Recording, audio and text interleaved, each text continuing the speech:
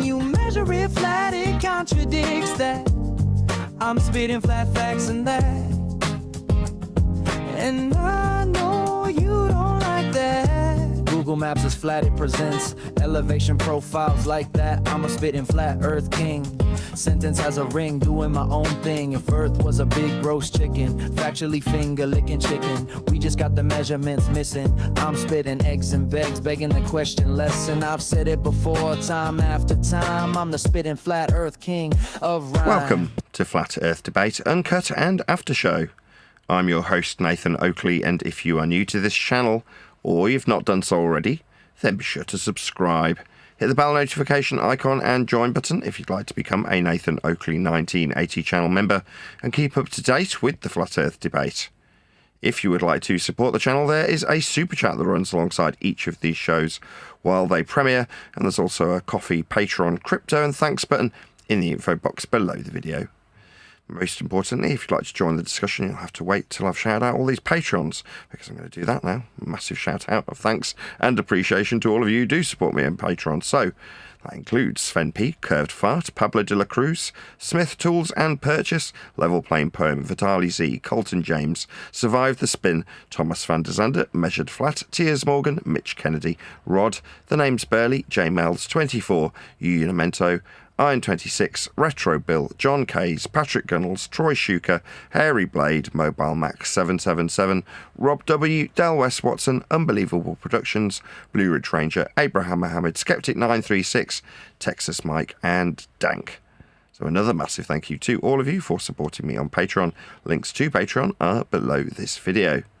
But with that, I will hand across to whoever is in Discord and Google, so you can enjoy their dulcet tones while I set up for today's live show.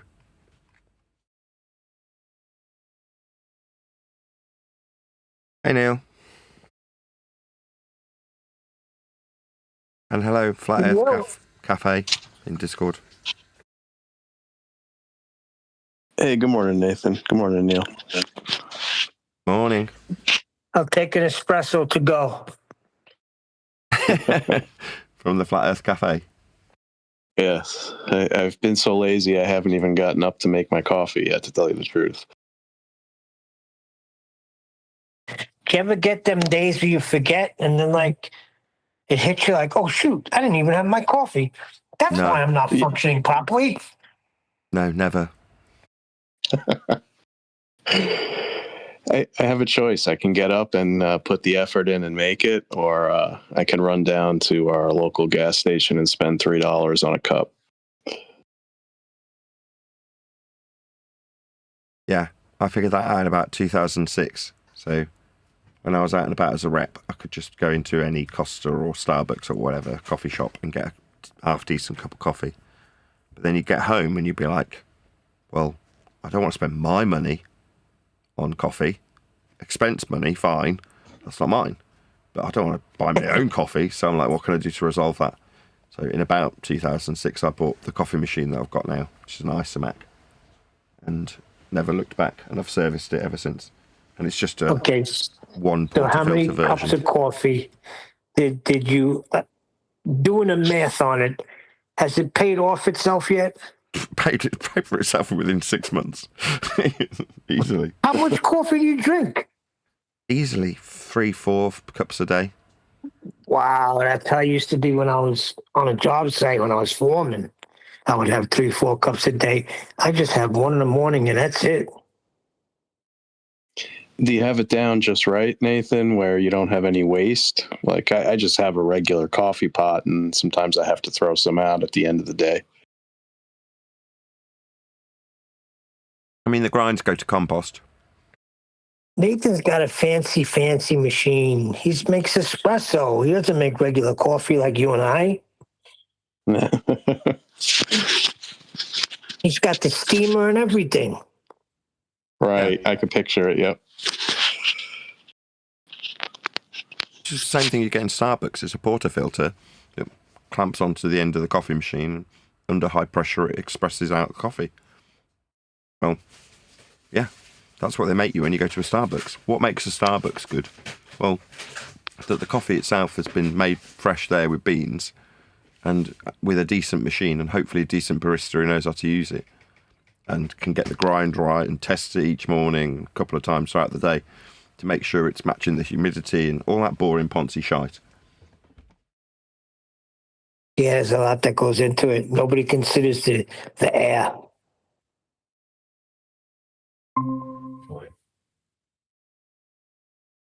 Just a knob that you twiddle. So if it's a bit more moist, the air that is, you twiddle the knob. I'll tell you something, right?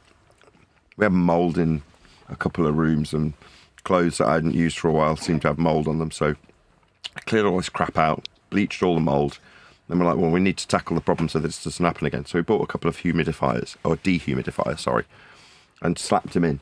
And it's just occurred to me that I haven't changed the grind intensity of the coffee machine, or the grinder more over, the burr grinder, for about as long as we've had the dehumidifiers. That is to say, it generally keeps the humidity in this space about the same all the time. So therefore, you haven't got to worry about, well, it's a very humid day today, therefore I need to turn down the grind intensity to let more water pass through the beans. You know, I just haven't fiddled with it since we've had the dehumidifiers. But that's all it is. You run the machine, and if it dribbles through too slowly, then you just open up the burr grinder a little bit, and then it makes it a bit more coarse, and then the water flows more easily through the grind, and it works as it should. If it comes through too quickly, you go the other direction. That's it. But if you've got somebody in a Starbucks who couldn't give a shit, they just come in the morning, turn on the machine, and off they go. Like, no. You need to actually grind up some beans and see how the machine performs with those beans on that day if you're going to serve customers a decent cup of coffee.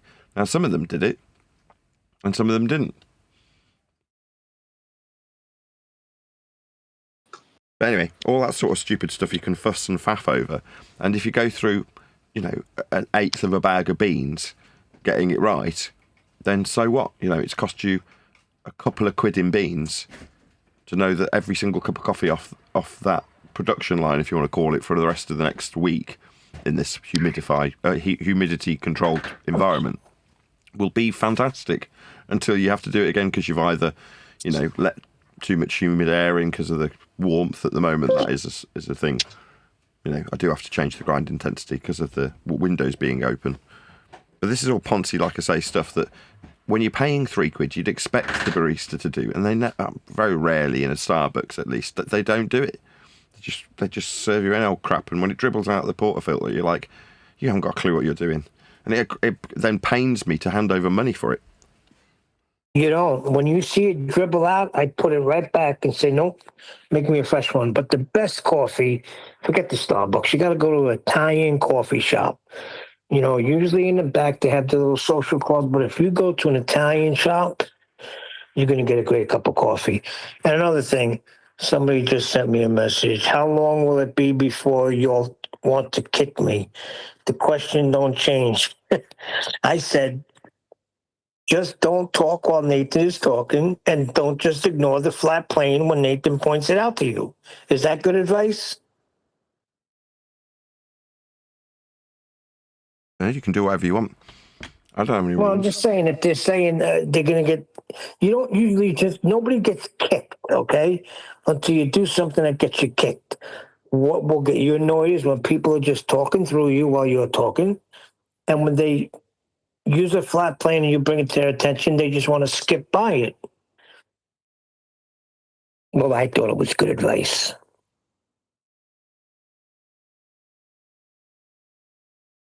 What you're saying is don't employ tactics when you're losing. That's what you're saying. Yeah, and be respectful. It's your show.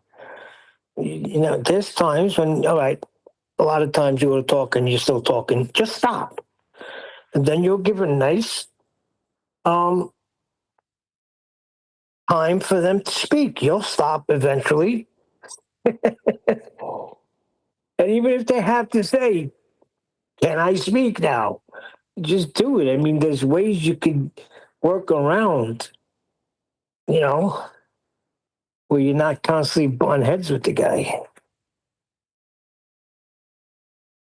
Who are you But talking about? it's true. It's like you say, and when they're getting defeated, That's when they use all the tactics, talk to you, ignore the flat plane, keep reiterating, keep spitting out their nonsense claims.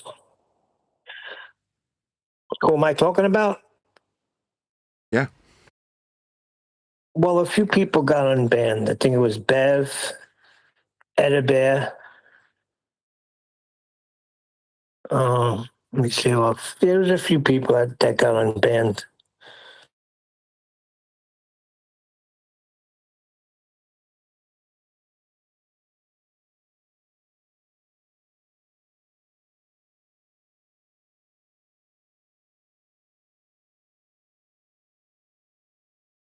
It's nice that they want our attention.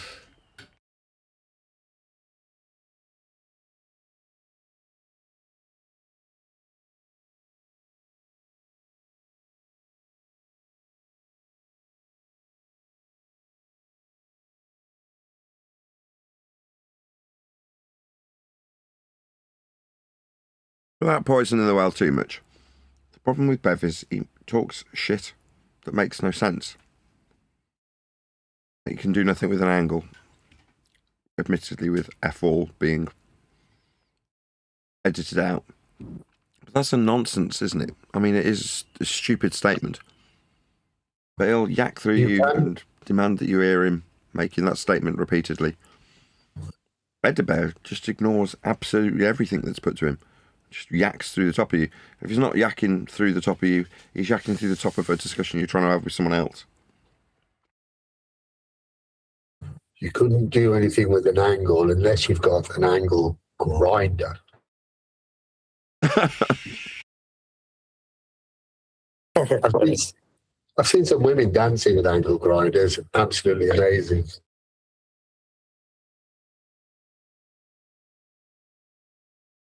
Yeah, unfortunately, Nathan, you're right. It's going to be the same thing with these clowns. Because I have never answered one of their comments, not once. The only reason I opened the line of communication up to them was to let them know they're unbanned. Here's the first thing he comes back with. And I had to tell him, listen, you're not unbanned. You could join. The 69 flat miles is what Nathan talks about. I'm not ignoring it. It has its consequences. That is what gets shut down. No, it don't get shut down. It's just being brought to your attention using 69 flat miles. So then I said, you're free to join. I'm not entertaining you here. The only reason I opened the line of communication was to let you know you're unbanned. That's it. I'm not doing it here. You want something to say? You could join now.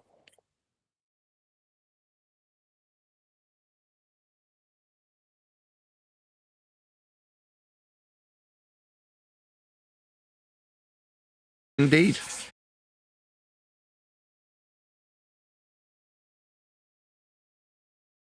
Which, by the way, yesterday's Uncut after show. It's funny because we were talking about how they try to be like you and start their countdowns, and they mess up their own countdown.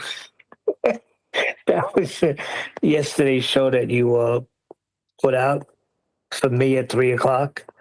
I think he went from 8 to 11.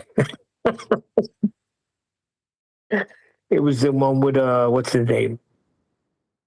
Freaking Buck Sodbuster. Okay. You said it goes 1, 2, 3, 4. He went through all. He went from 8, and the next time he said it, he was at 11. Well, that's funny. A bit, isn't it? What he's doing is he's replicating the bit that I do. So, counting off how many times somebody's repeated the same thing and ignored the rebuttal, right? You know, conspiracy cats, gas pressure without a container, 120 times. You know, McToon, you can only measure an elevation angle measurement from a flat baseline 100 times. I count them off. That's a thing I do. So when someone like this individual comes along and starts trying to copy it, it's mimicry, right? It's the same with certain phraseology that I use, right? Dulcet tones. It's something that I say. It's a turn of phrase. And again, people want to be me. They want to be my turns of phrase when they steal them and use them. Like, how do you come up with your own unique language? Not unique as in unique words that don't exist, but unique use of English. Because I hear people who are opposing me using my own terminology against me. Like, all I see that as a flattering mimicry of me. Like, you look up to me in spite of you protesting to me that you despise me. You know, that fine line of love and hate is demonstrated when they start using the language I use in the way I use it, but in an attempt to use it against me. Yeah, they mess it up. They use your phraseology and they mess it up. He went from 8 to 11. And you caught it immediately. You were like, no, that's 9. Learn how to count. Right. The same with dulcet tones. It's like nobody describes music as having dulcet tones since about the 18th freaking century, right? It's not common vernacular. The way it's been popularized is Brits specifically using it in an ironic way. So it's a turn of phrase that you'd only hear like brought back up from, I don't know, Renaissance times or whenever they were using this terminology. Oh, what dulcet tones, dear boy. You know what I mean? That's not how we speak anymore. Nobody uses it in that way. Unless you're being ironic, and it's only the Brits who do it.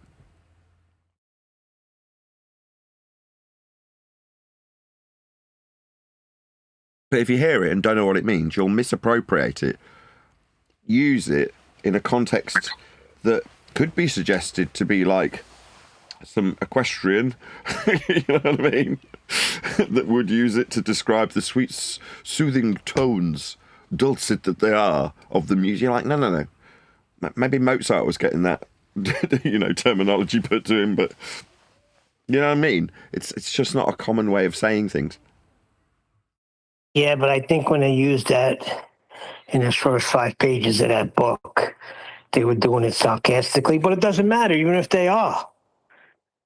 They're still using your phraseology, whether doing it sarcastically or like a shot at you, doesn't matter. Still using it. Yeah. It's a way of saying we'll still use your stuff. You're like, yeah, but you won't use it well. And like I say, it's being used by me ironically to describe the grating discussion that takes place as people talk through each other and over each other. That's how it is in debate, right? Hence the name of the show. But like I say, it's been misappropriated and ascribed like it would have been used in olden times, commonly. But just not anymore. Just weird. Like I say, people like to use my phraseology against me. Right, and then it said that you just took like our book and you just haven't even read it. Yes, I was there for it. What are you talking about? I was at every session. Hello? And I know you took it and messed it up because you took the main character out. I know exactly what's in the book. All old school bullshit. Tell me I don't know what's in the book and I haven't read it. I was there for it.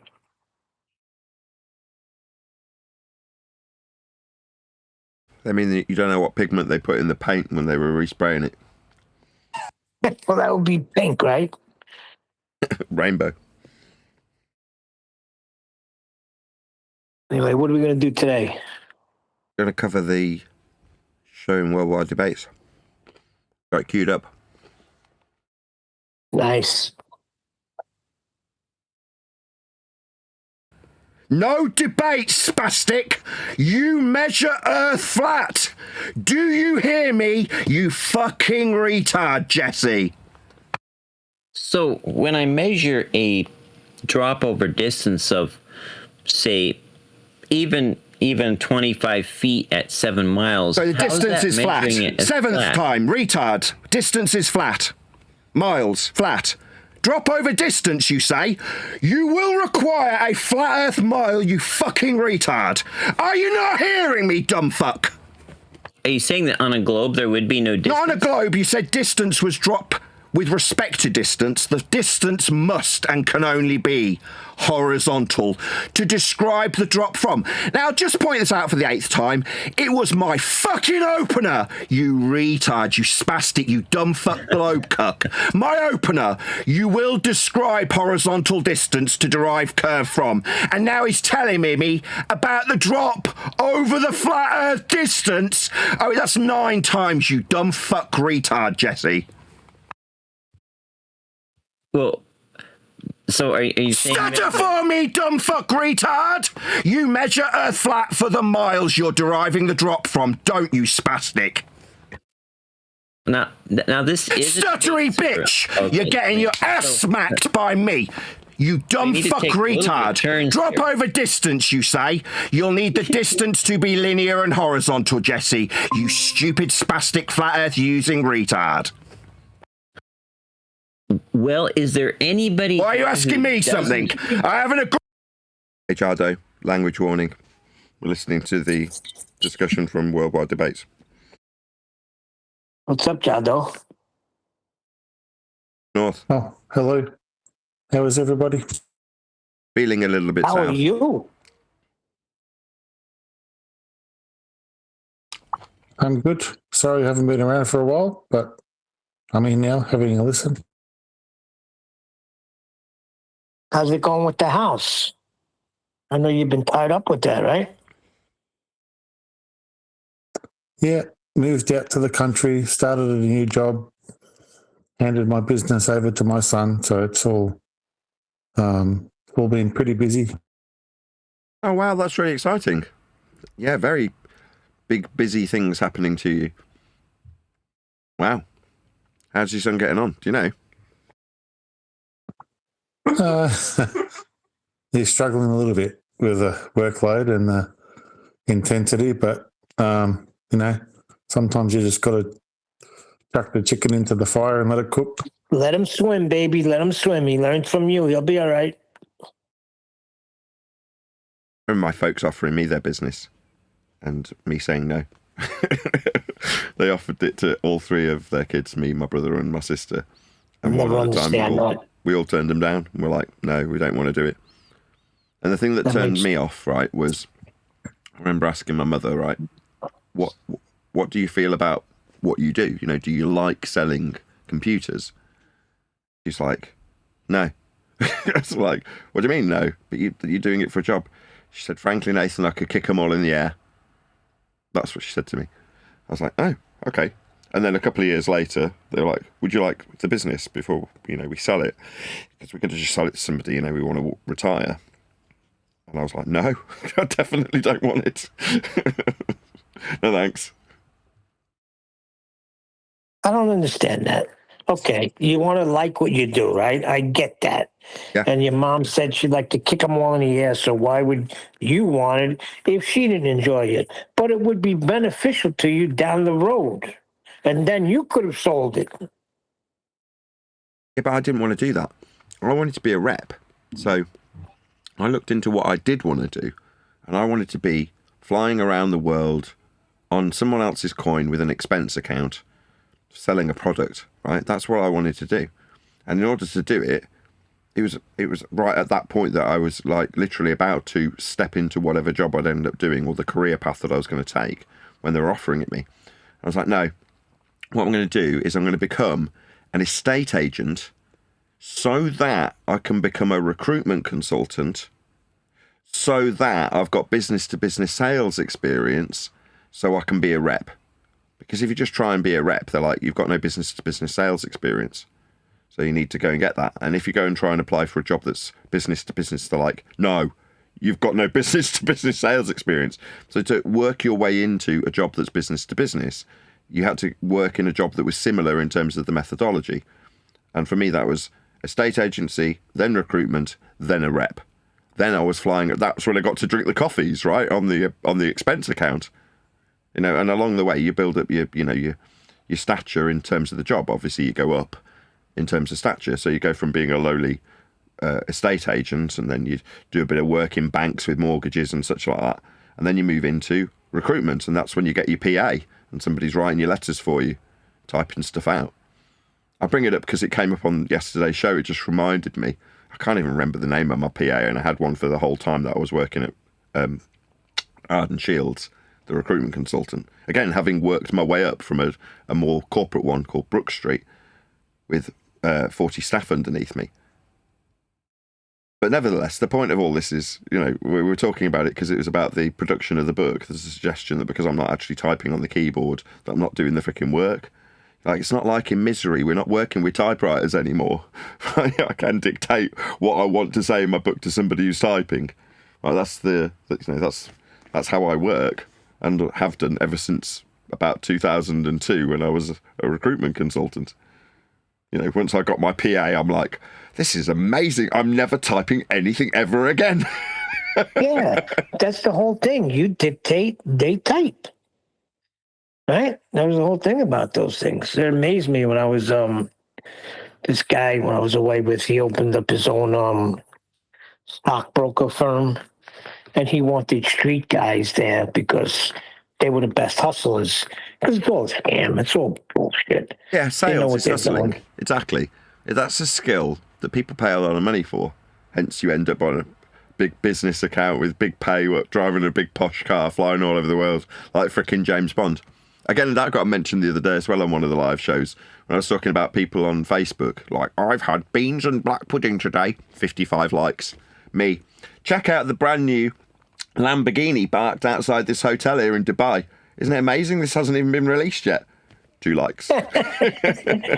Yeah, but see, my wife would have clicked on the beans and black pudding.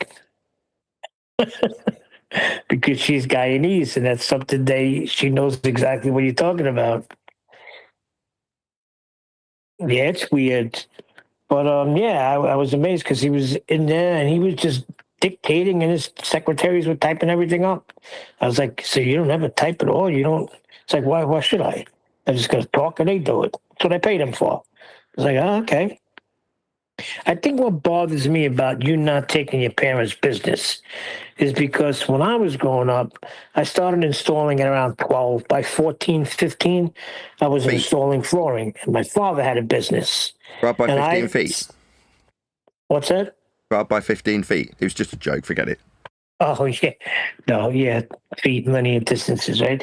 No, I was from the age of 12, I started installing. I was pretty good by 15. But I thought by the time I was 18, finished with high school, I could just move right in there and eventually take it over. The only problem was my father went into the worst business you go into, and that's a partnership. And his partner wound up screwing him over, and the whole business went under. I was like, great. I was ready to take it over. Everything was set in place. Anyway. Yeah, well, I don't know. I've never been as money orientated as most people around me, which is to say, yeah, a fully functioning working business is lovely, but that isn't what I wanted, right? I wanted to be a rep, to fly all over the world. That was what I wanted to do. I was like, yeah, I want a really posh repmobile, a nice car that I don't have to pay for. Because I always find it as a massive imposition to have to pay for a car. Like, it's ludicrous. It massively depreciates. It breaks and costs an absolute fortune. It's a stupid thing to spend money on. Like, how can I avoid that at all costs? Have someone else own the car, and then you can spec it up. And then at one point, I was pitching my boss to let me have a Ferrari. I mean, he didn't go for it, but, that was kind of, like, yeah, I want a Ferrari. Well, it's not even for the money, because when I came to Alabama and I had those big jobs I was doing, suddenly I was responsible for about 10 people's lives. And it felt good paying them their wages and knowing that because of the work I provided for them, they could provide for their families. Yeah, I kind of get that. I had the same feeling when I had, like I say, about 40 staff beneath me, and I was, come to the end of the week because you'd pay them weekly. You'd print out all their pay slips and post them out to them, and you'd look at what they'd earned as you were folding them into the little envelopes. I'd be like, oh, well, you've done all right for the week, considering you came in desperate for work, fairly well qualified, and now you've sat in front of some random stranger and typed some stuff up for them, or, done some administration work or whatever. I supplied people to all over the place, prison service, Royal Institute of Chartered Surveyors, Alba, manufacturing and stuff. Just people in jobs doing administrative stuff. Just jobs, innit? People get paid to do that kind of work. But I never wanted to be that person. The closest I came was when I worked in a bank, and I absolutely hated it. Like being tied to the office. I wanted to be out in the sunshine. So when I was doing estate agency, I got to drive out to the houses. If I was putting them on the market, it'd be to take photos of them. If I was selling them to people, it would be to show them around. And I love that. You get, again, free car. Here's your car. Go out to these houses and vlog them. Wicked. Yes, please. Yeah, I realized when the work went under, because the guy I was doing the work for, I told him what he needed to do because they call them superintendents, and there's one company called White Spunner. They were licensed in freaking 40 of the states in America, and they looked for tradesmen to follow them. If they liked your work, they wanted you to follow them to the next job, and the next job was in New Orleans.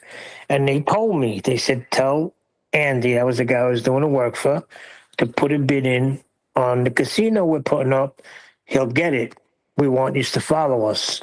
So when I told the guy Andy that, he didn't want to do it because he didn't want to stretch himself. He's like, but what about the job here? I was like, what? The one we're almost finished with? There's 5, 6, 7 jobs going on at once. You don't do one at a time, then finish it, then get the next one because somebody else is going to be in there. You got to strike now. He waited, and it was too late. So then I went from making huge amounts of money to freaking, and not even half the work, just freaking dictate what's got to get done, oversee it. And then I was back on my knees again, freaking working for a full week by myself, putting the wood floor down to make $800. I was sick to my stomach. And then the guys were coming to me like, do you have anything? I'm like, no, I don't. Everything he's putting bids in now, somebody else. They were using my guy for a measuring stick. In other words, he put a bid in and they would use to see what he would charge, and they would use his bid to measure against the next company. And that's what happens when you don't listen to Neil.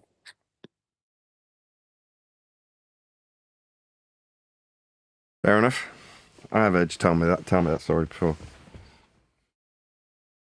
Yeah, after 60, you tell the same stories over and over again. Yeah, it's one of those. I don't mind. Yeah, but I felt their pain because these guys, they wanted what they liked working for me. And I taught them fresh. They were young kids from Honduras. I think the oldest one was 25. But Nathan, it took 5 Americans to match one of those guys. And I'm not kidding. They worked and they were trustworthy. I went to freaking Panama City on a little vacation, and I left the one guy, Gershon, in charge. And I never even had to, if he told me he went in at 7 and left at 3, that was it. I knew that's what he was doing. They were honest kids. Anyway, that was years ago.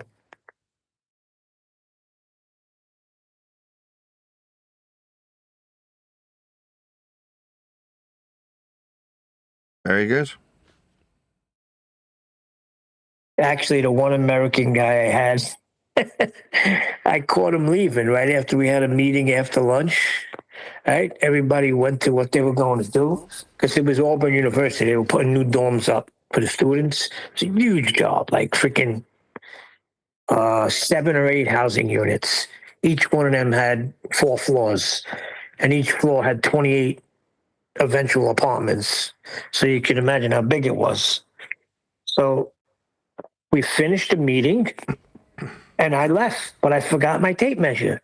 So I went back to get my tape measure, and I see the guy Larry, the one American guy I had, leaving, but he had his toolbox, right, on his shoulder, but it was blocking his view of me.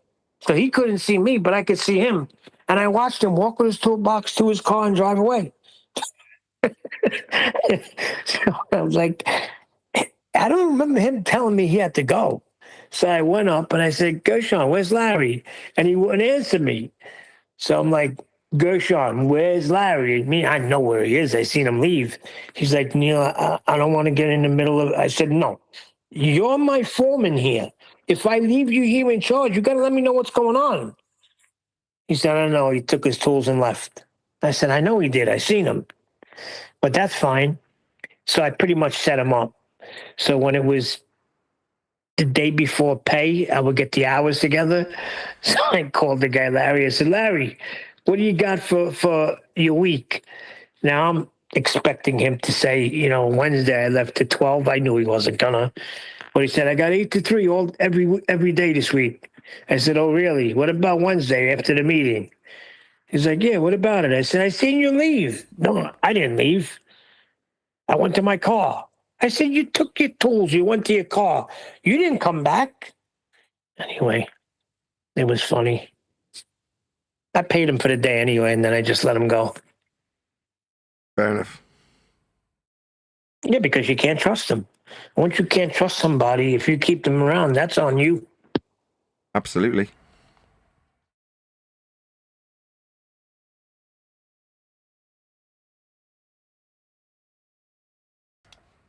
How are you? Good morning. Hello. Hello. Hello. That was very enthusiastic. Very good to have you all here. I'm very pleased to see that the warm-up and the pre-show worked well.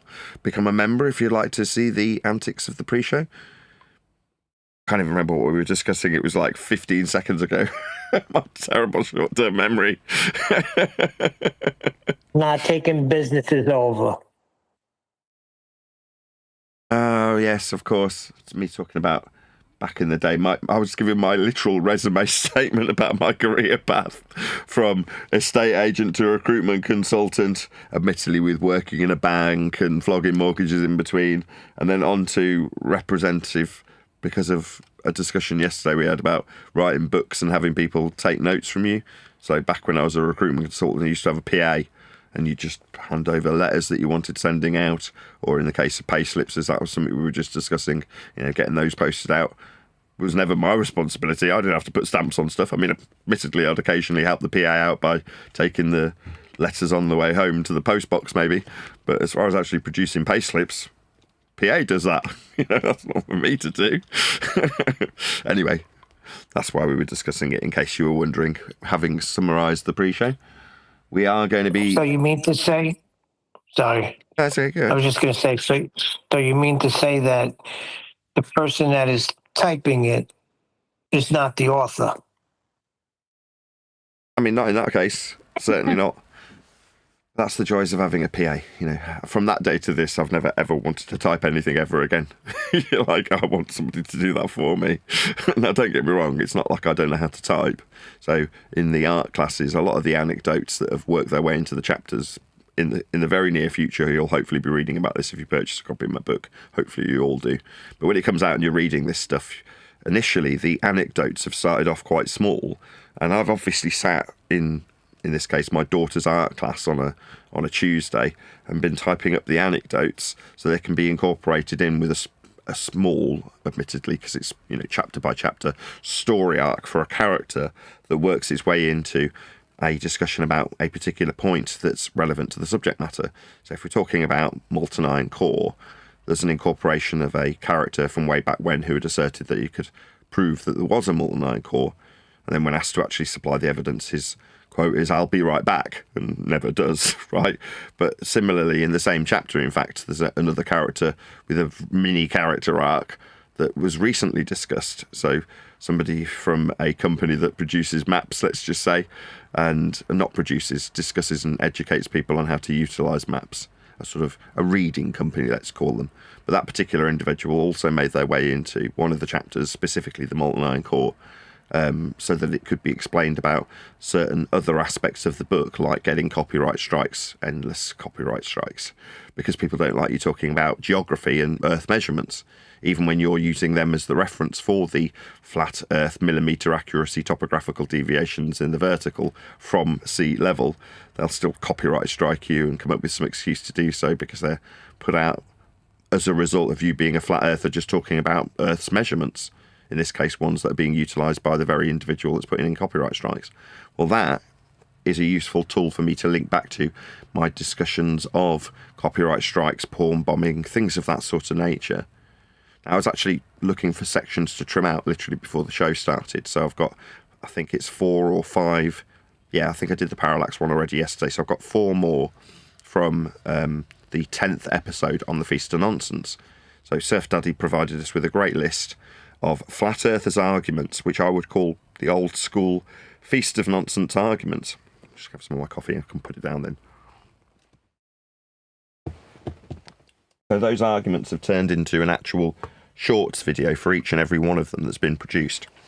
And after listening to the last 4 on the 10th show, that's to say that there's still the 11th show to go to accumulate all these little shorts videos, I was listening back to me explaining to my live audience that I'm not going to necessarily temper my language, right? In other words, I've tried to self-censor to satisfy the desires of people who just don't want me to have foul language because they want it to be more shareable. Jardo's on the panel at the moment. He's one that's actually said this. It's like, look, I listen to the show and I'm often in presence of kids, so I have to be mindful of that. But by the same token, there's a certain disdain that I will express, and sometimes that is going to be naturally, by me at least, expressed through bad language. And I would hope that there's a level of understanding that's afforded me when I'm expressing disdain through bad language. Now, don't get me wrong, I'm going to give this as a disclaimer because we're about to listen to my interactions with worldwide debates.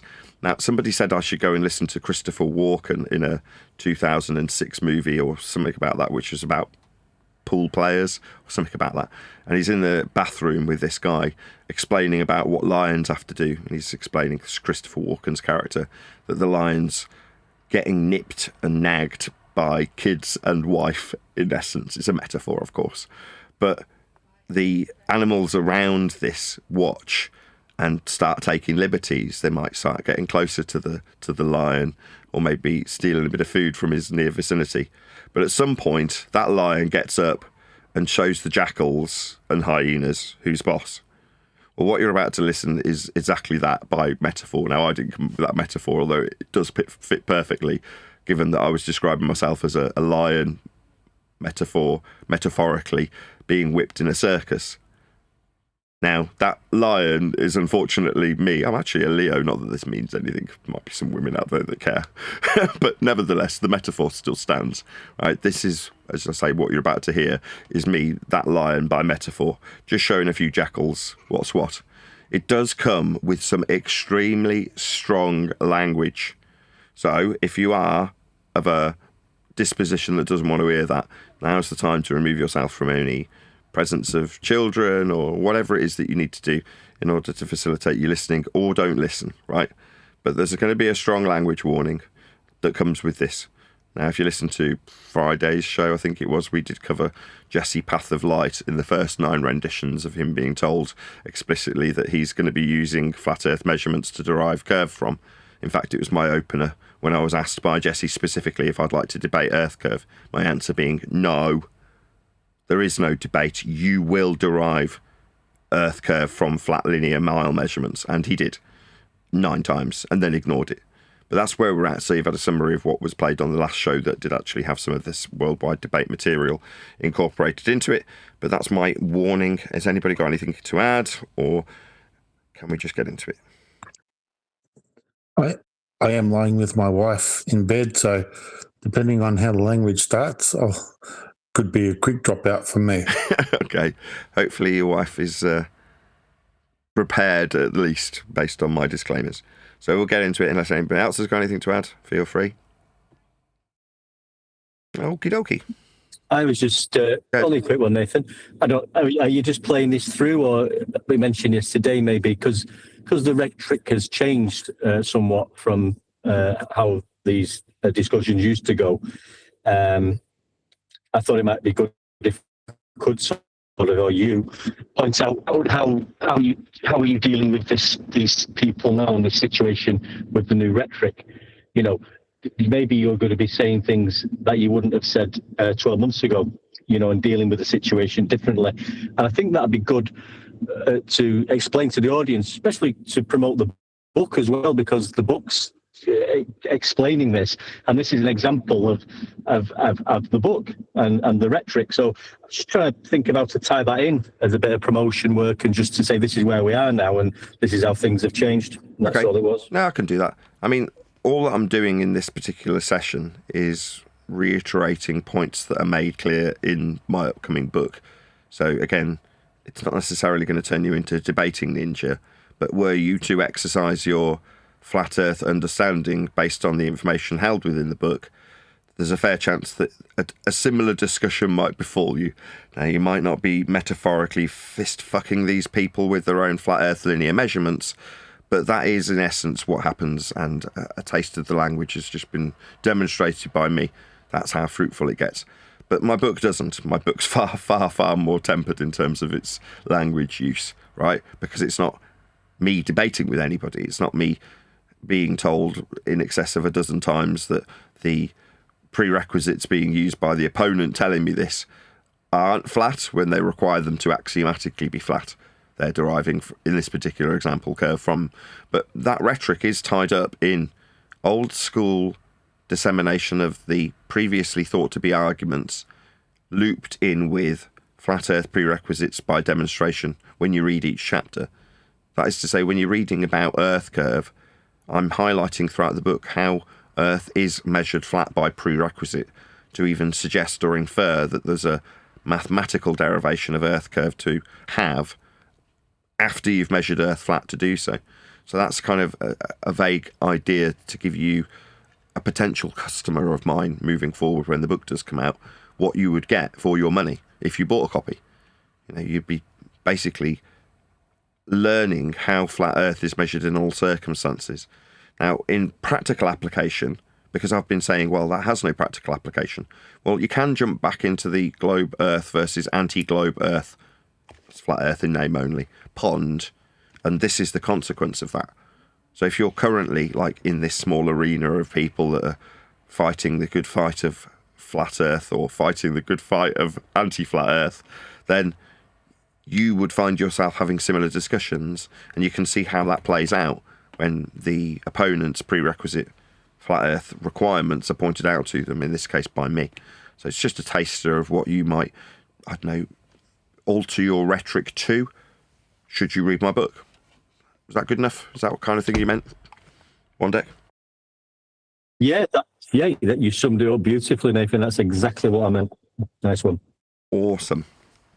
Right, let's play a bit of this video. Agreed to debate you. There is no debate, you dumb fuck. Are you deaf? I'm not answering any of your fucking questions, you stupid retard. You're a spastic.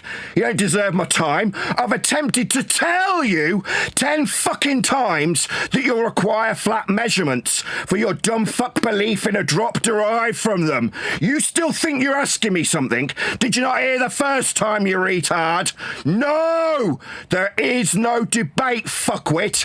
You're using flat miles. Are you deaf? It's only been 11 times I've pulled down your pants and smacked your ass with your own dumb fuck flat measurements that you derive drop from, Jesse. And altitude and parallel eye level. That's 3. 3 flat earth prerequisites this dumb fucker's used to try and justify a non-existent debate. There is no debate. 12 times, Jesse, who's now getting Robert to White Knight for him. Jesse, you dumb fuck spastic globe-believing cuck retard. I will tear a strip off this dumb fuck globe believer, no matter how many fucking cucks try and save him. That'll be Dawn. Dawn doesn't like Jesse getting raped, so he's got a yak through the top of me. Jesse, you dumb fuck retard glow cuck. You're deriving drop from flat linear miles. That's not a request for an answer. I am telling you Earth's measured flat, you stupid retard. You're the one using it to suggest there's a debate. You fucking spastic. So does anybody Stutter for me! How do my fucking balls taste, you stuttery retard? Stutter for me. Stutter for me. Ladies and gentlemen. Ladies and gentlemen, you measure Earth flat in miles. 2026.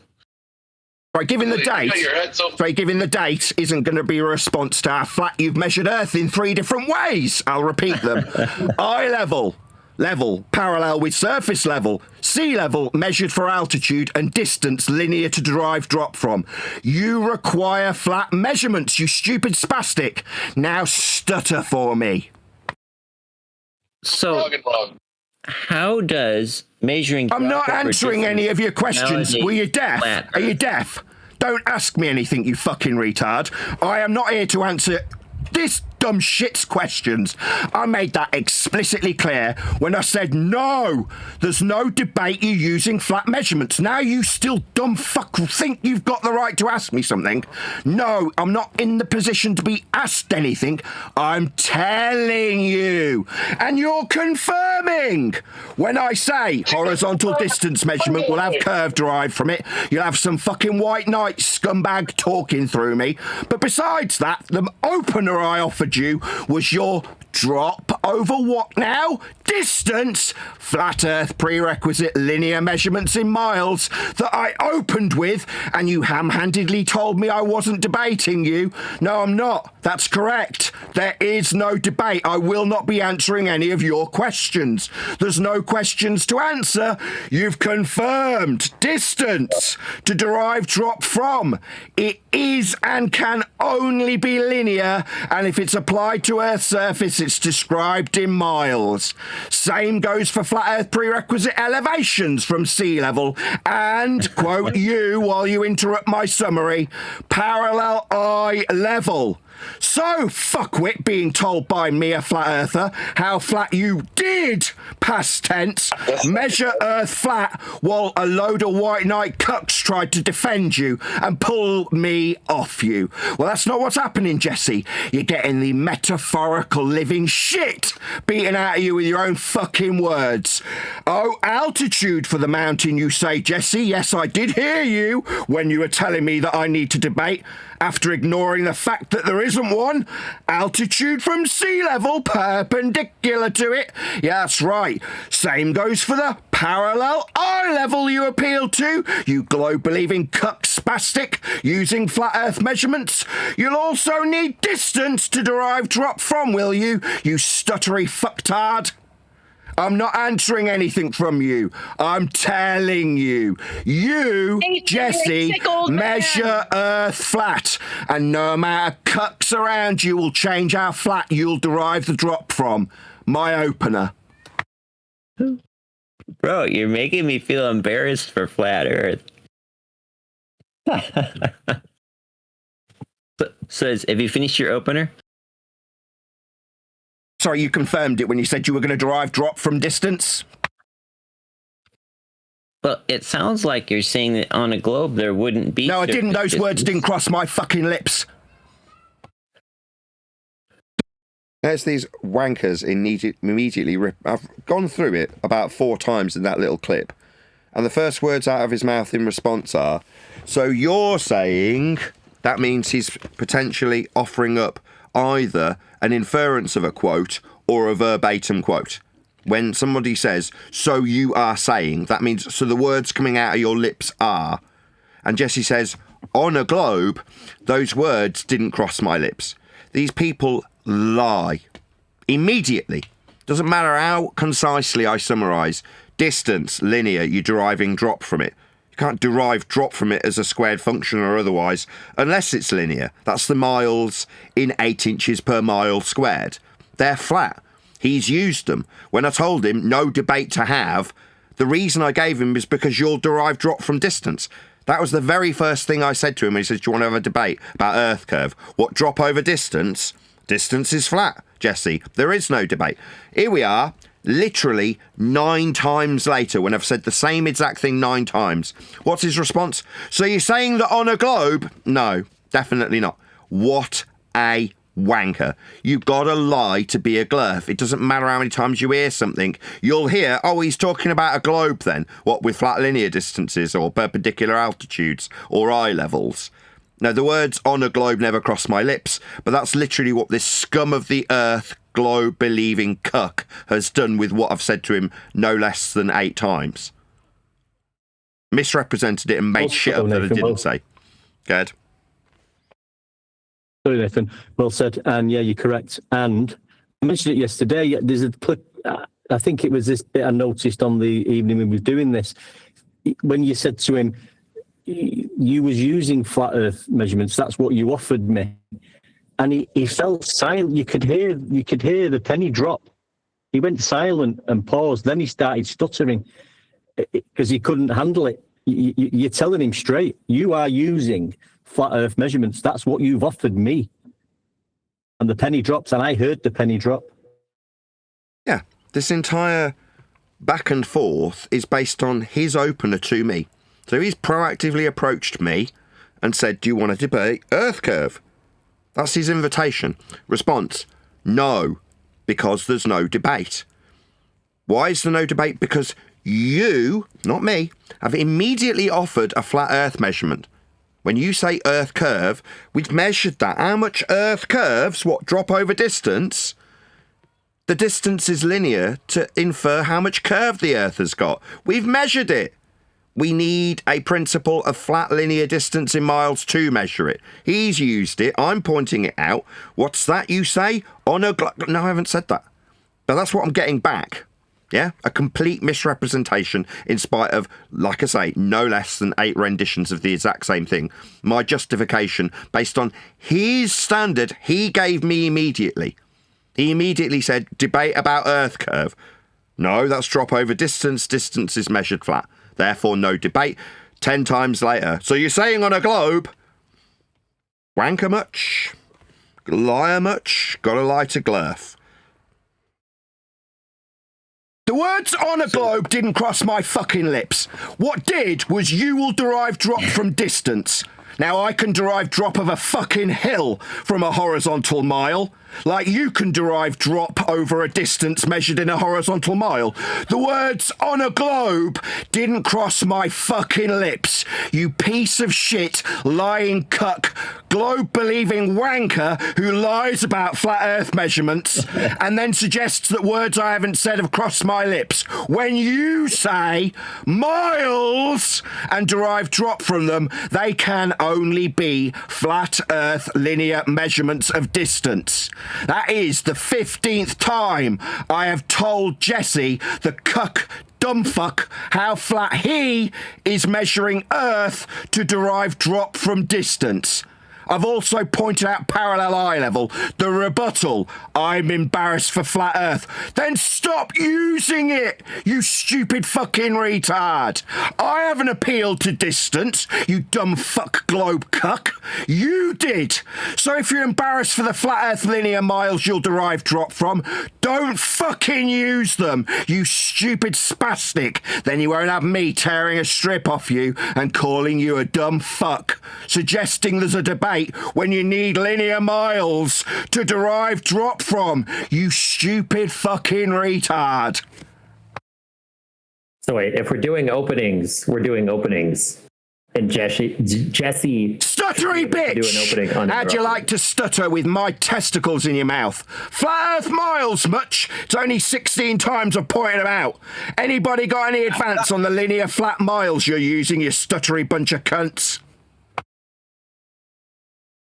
Is this a play session? Are we role playing right now? No, I am taking down the pants of globally. There's another couple of things. Are you done with your opener? At this point, I've counted off 15 renditions of the debate that he says we're supposed to be having that isn't a debate because he's used flat Earth measurements. After 15 renditions, his reply is, are you done with your opener? No, you haven't responded to it.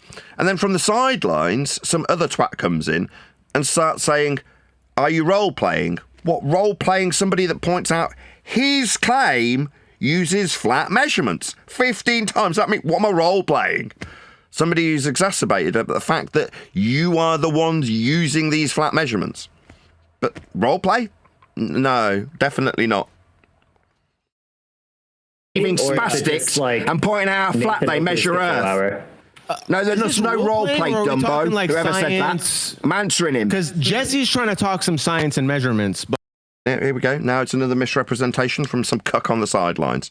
Science, no. The cause and effect rationale through systematic experimentation based on hypothesis is not what we've gone through here. Jesse's definitely not offering science. What he is offering is measurements. And that's what I'm pointing out 15 times.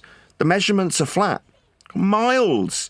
They can't be anything other than flat because he's going to derive a curve from the linear miles. That's how his maths works. As I keep saying in all these shorts videos that are currently going out to the public, currently members only, half of them are anyway, you require Earth to be measured flat regardless of what you're claiming. It doesn't matter if it's me saying surveying topographical deviations to the millimetre accuracy, or Jesse saying flat Earth linear miles with a curve derived from them. You all measure Earth flat. That's it. That is how it is done. But we're waiting for you to measurements. Finish yeah, I know. I've responded to his measurements. Whoever's white knighting for him. Drop over distance. Yeah, the drops derived from the horizontal. The distance that he's deriving drop from is the measurement of Earth in miles. Who was that fucking globe cuck white knight who I'm now also spanking his ass? Yeah, he used measurements, dumb fuck cuck, coming to the defence of this spastic. Yo, spastic! White knight spastic! Am I talking to a new spastic or the same spastic? That you had an stuttery bitches! How do you like stuttering while I take apart your shite? Stutter for me! Yeah, I can talk through you too, bitches! Yeah, I can talk through you too, you stuttery bunch of cucks. Yeah, measurements I heard. A white knight. I responded to the white knight cucking for Jesse and his globe with, oh, Jesse's here for science and measurements. Yeah, he used distance. And now I've got Jesse white knighting for his white knight. I'm addressing you white knight, Jesse. That's why you've been muted. You stupid globe-believing spastic cuck. You had a white knight talk to me, and I'm responding to the white knight. Jesse's using measurements. Yeah, miles. To derive drop from. They're flat. They're the measurements of Earth. You stupid white knight spastic.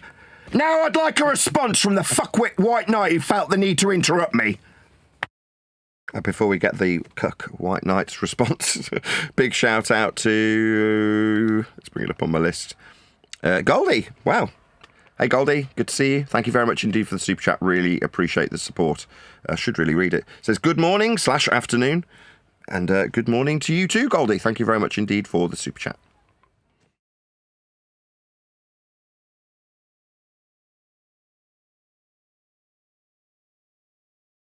Oops.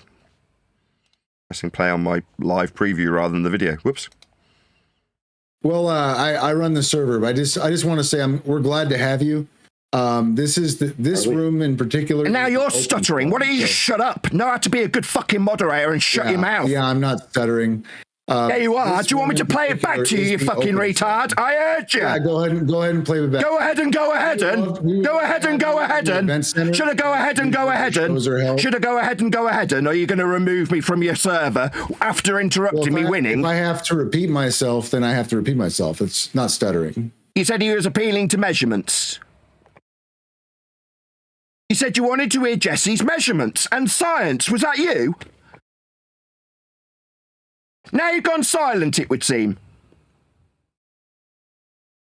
No, I didn't pipe in. I don't have a position on this. Somebody piped in? Well, then why are you telling me no? I heard an interruption. My God. Somebody said, we want to hear Jesse's science and measurements. End quote, white knight. Now, if that's not you, I'm not addressing you. Okay, but I have to run this room. And it appears that you don't understand how this room works. Everyone can speak in this room. So you can't just demand control over it. However, you do have control over the Coliseum. That is the event room. You have mute privileges there. That is. And notice I'm now being misrepresented by the server moderator, or owner in this case, Riggs, saying you can't just come and take over. No, I haven't. I'm there as a guest. I haven't tried to take anything over. What's happened is I'm addressing somebody that's talking to me and a whole bunch of other wankers talking straight through the response. So while I'm talking to Jesse, trying to get him for the 15th time to concede his use of flat Earth prerequisite linear distance, I'm hearing, we want to hear science and maths from Jesse. And I'm hearing, are you role-playing? You know, these are cucks from the sidelines. So I'm not trying to take control of anything. That's what's been put to me, and then I'm addressing it. And then Riggs comes along, who owns the server. Well, you can't just take control. Who said I wanted to take control? Quite the opposite. I think I point it out to him in the next clip. Now, I'm not trying to take control. Quite the contrary. I want to be here in the pits without control, so that the bunch of morons who address me and get a response can't suddenly blame me being in a server that I control. I don't have a server. I never have. But in this instance, it's explicitly not my server that I don't have control over. And what he's about to do is offer me the control that I'm taking. Like, so you're going to offer me the ability to control a server that you've just told me off for trying to take control of? I haven't got any control. I'm in a public bit that anybody can talk in, end quote him. But what he's really doing is just interrupting. So I'm dealing with the science and maths that's been put to me in a public forum that I have no control over. Don't try and take control. I'm not. But you are interrupting this discussion. Why? Because you own the show. I don't give a shit. You don't. You run a server. It's just a little shitty Discord server that no one gives two fucks about. But the entire room's concerned with talking to me while I'm there and don't want to hear you just because you own the room. Nobody gives a shit that you own the room. A lot of people give a shit what I'm talking about while you're interrupting to say I could have authority to mute people because I currently haven't, in spite of you telling me off for being in control, Riggs. So there's quite a few contradictions in your nonsense that I didn't actually address, because obviously I still want to tear a strip off all the wankers that are in your room.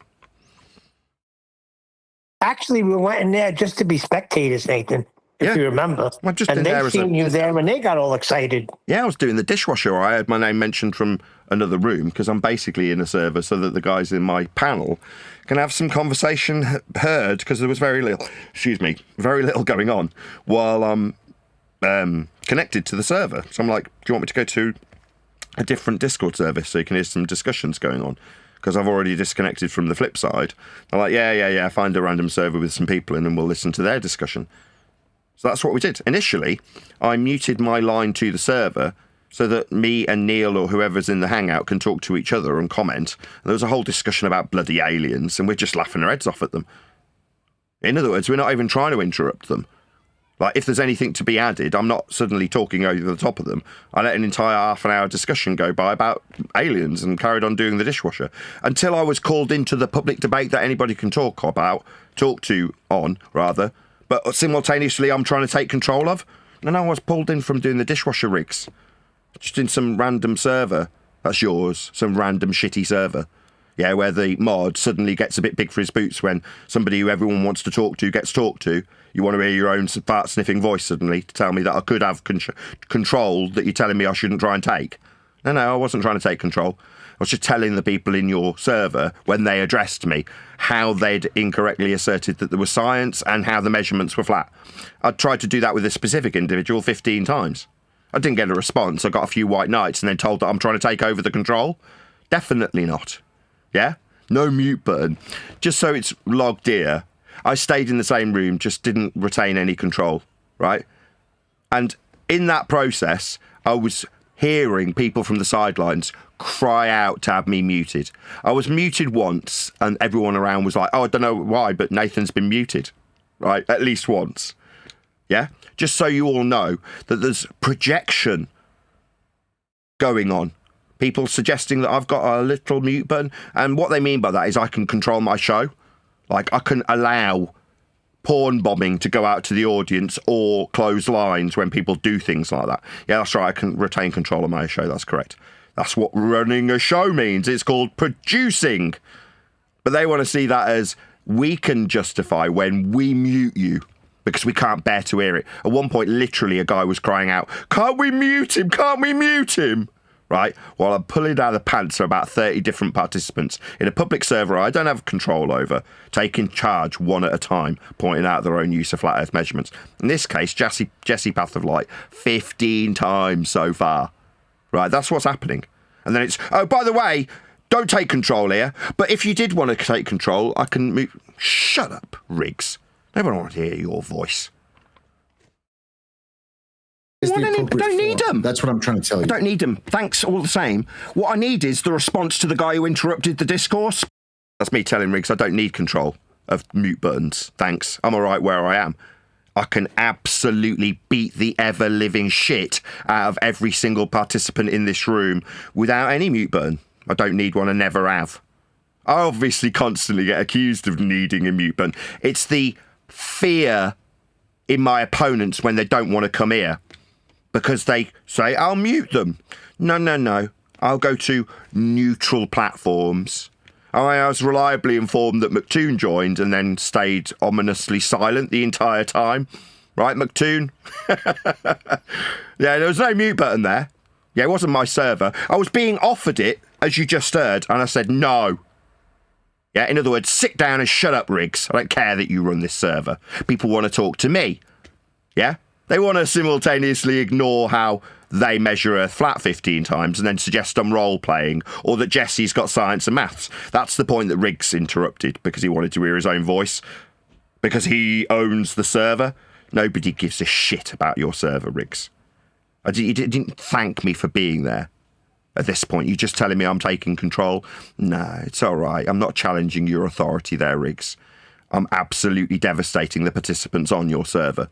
No mute button needed, no control needed that you're offering me. Although thanks, that was really useful while I'm being told there's maths and science from Jesse. Very useful that you should interrupt at this particular point. By chanting through me that we wanted Jesse's measurements and science. I responded to him and now we got this for some reason. But thanks all the same. I don't need a mute button. What I need is the White Knight who piped up and said that he wanted to hear Jesse's measurements. That's correct. Okay. I listened to them. Now you're interrupting me again. It seems that you don't like what I do. You want to tell me about moving me or something while I'm repeating that which you interrupted the second time. White Knight says measurements. I'm about to repeat for the third time what those measurements were to the White Knight who interrupted. Yeah, the measurements are miles. They're now another White Knight's piping up. I mean, presumably I'm going to be told off in a minute. I'd just like to get to the end of the sentence about the linear measurements in miles that were used by Jesse. No, I'm never going to get to the end of this sentence. 5 attempts isn't enough. Nathan, allowing other people to speak means that your method won't work, right? So it's not my method, it's Jesse's. You should actually hold on. I'm going to finish that, and then I'll be quiet. You should actually. You invited that. They invited you for a debate. You should actually rise to the question that Jesse posed to you. Okay, can I respond to Omnivore, please? Can I respond to him or not? What somebody who has actually had a position that they were not afraid of would do. Moderator, can I respond to Omnivore, or are you going to tell him to allow to continue to just waffling constantly? Can I respond to him or not? Moderator, will I be interrupted if I now respond to Omnivore? It appears you have the floor. People want to hear what you have to say. Excellent. Yeah, just for Riggs's benefit, I had the floor before you opened your dumb fuck mouth because you thought you had the right to because you run the server. No, you just need to keep your mouth shut. If you want to be a good moderator and run a good server, keep your chop shut. Yeah, well, these people who want to talk to me were talking to me and getting their asses handed to them. That's not the most opportune moment for you to, demonstrate how threatened you feel by my presence, Riggs. Okay? There's no need. We didn't need to know that you run the server in that moment. You're all good. Yeah? No worries. You can just say thank you. When you say... Right, address what no, it said. seems I'm not allowed to. Omnivore's immediately interrupted me there, moderator. Well, Omnivore's just going to get muted then. We don't want interruptions. It's chaotic. You don't need to do that as the moderator. You don't need to tell us that you're going to mute people who keep interrupting the star of the show. That's me, Riggs. Just do your job as a good server host and shut him up when he interrupts the people who are wanting to be listened to, in this case me, not you. But we're hearing you flap your gums about how you'll mute him. Nobody wants to hear how you'll administer your server. Yeah, that's like me and the PA. Do your stupid job, PA. Just write your letters and print them out. Don't tell me about it.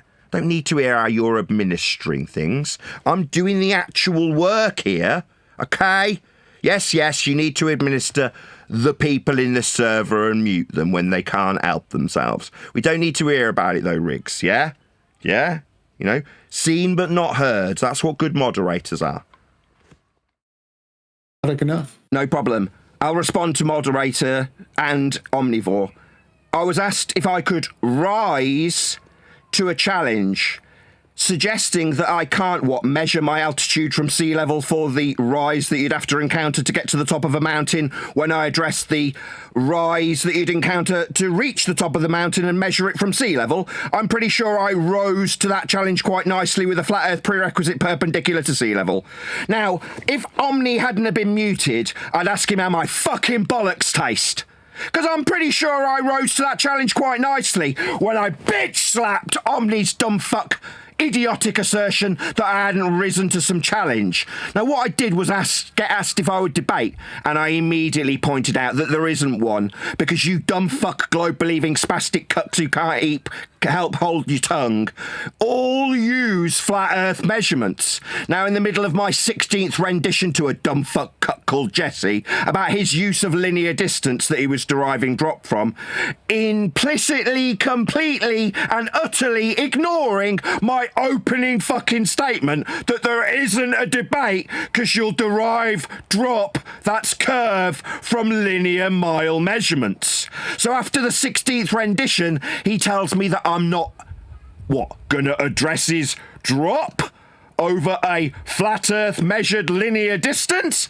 Now, I've risen to the occasion. I've fucking raped Jesse with his own use of flat earth measurements because he couldn't take a hint when I told him there is no fucking debate here, and justified it by pointing out how flat he would and did use flat earth measurements for linear miles to derive drop from.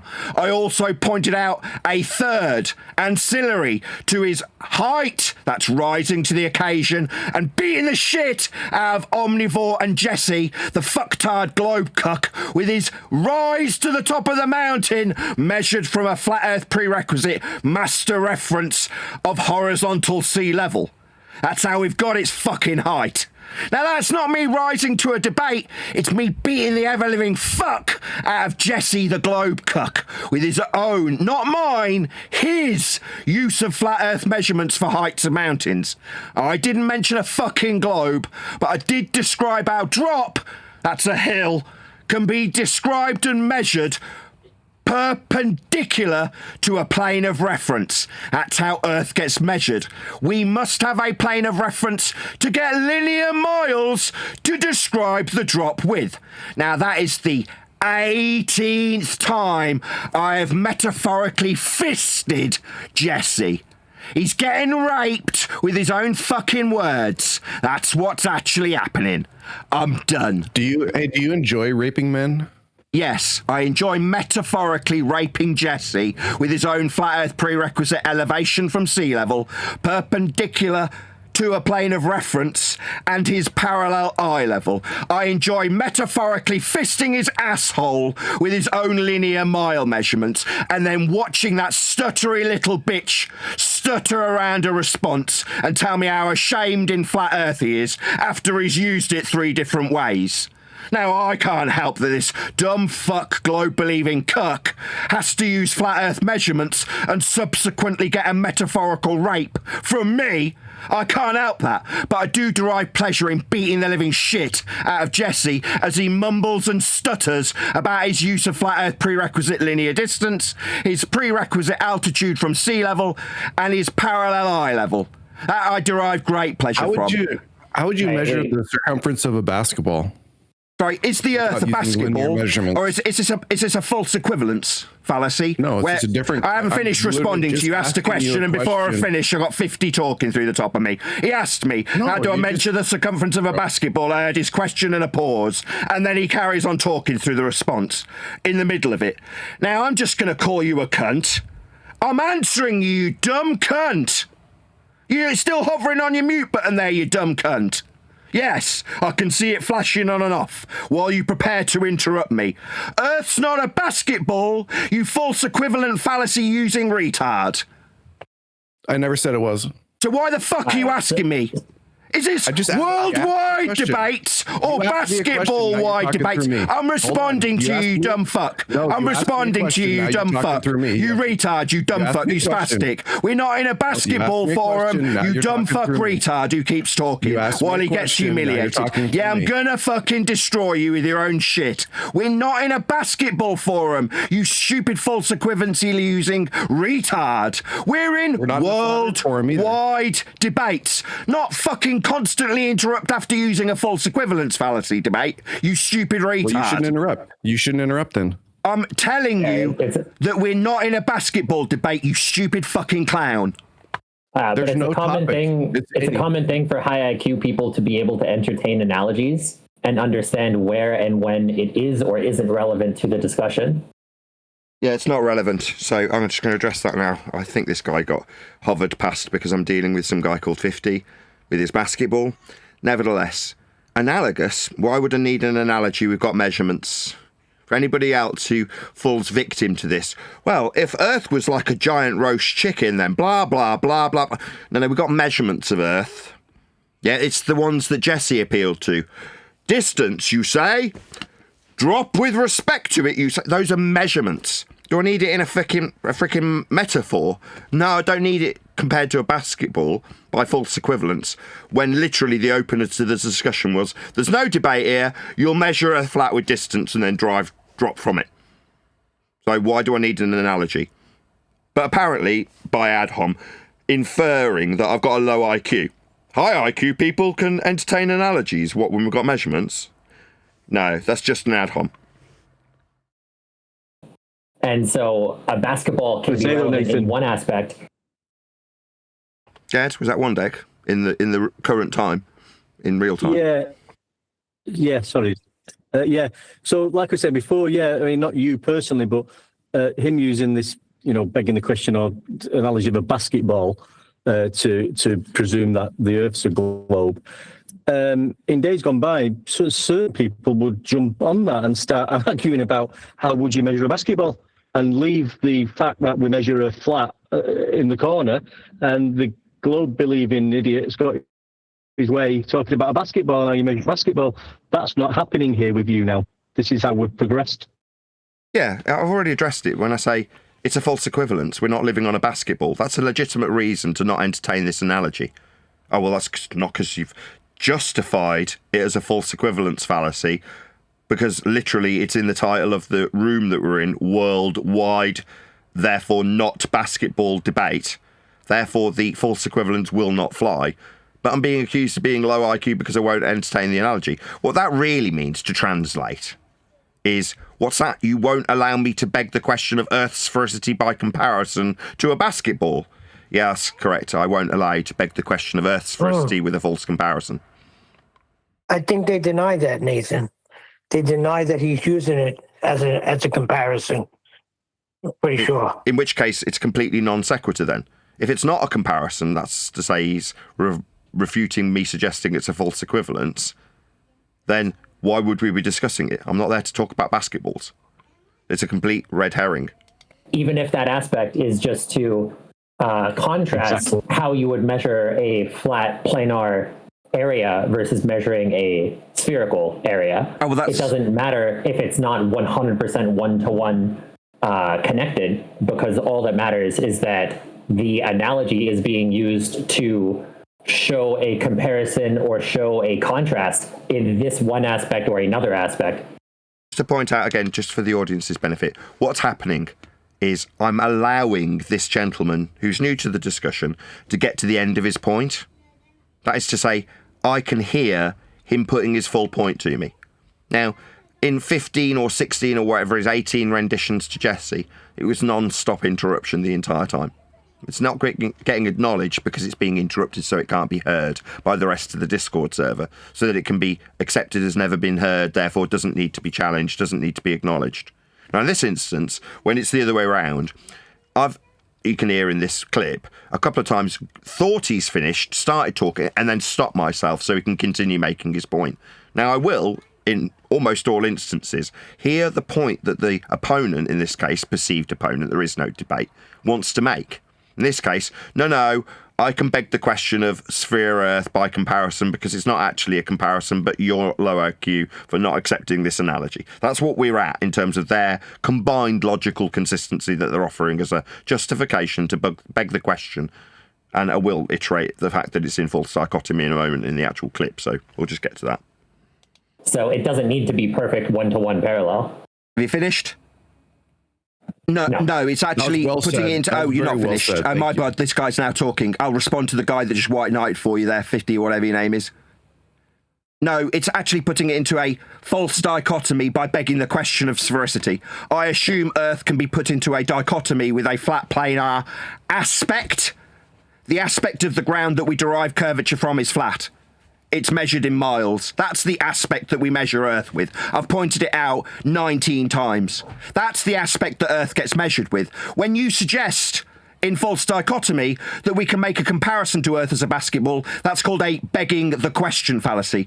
Assuming the outcome, that is to say, by comparison to a basketball, you automatically assume Earth is comparable as a ball. That's called a begging the question fallacy. So, you spastic globe-believing cuck who wants to fire off a couple of fallacies by using begging the question to a ball that we're not in debate about and is absolutely a false equivalence because we measure Earth.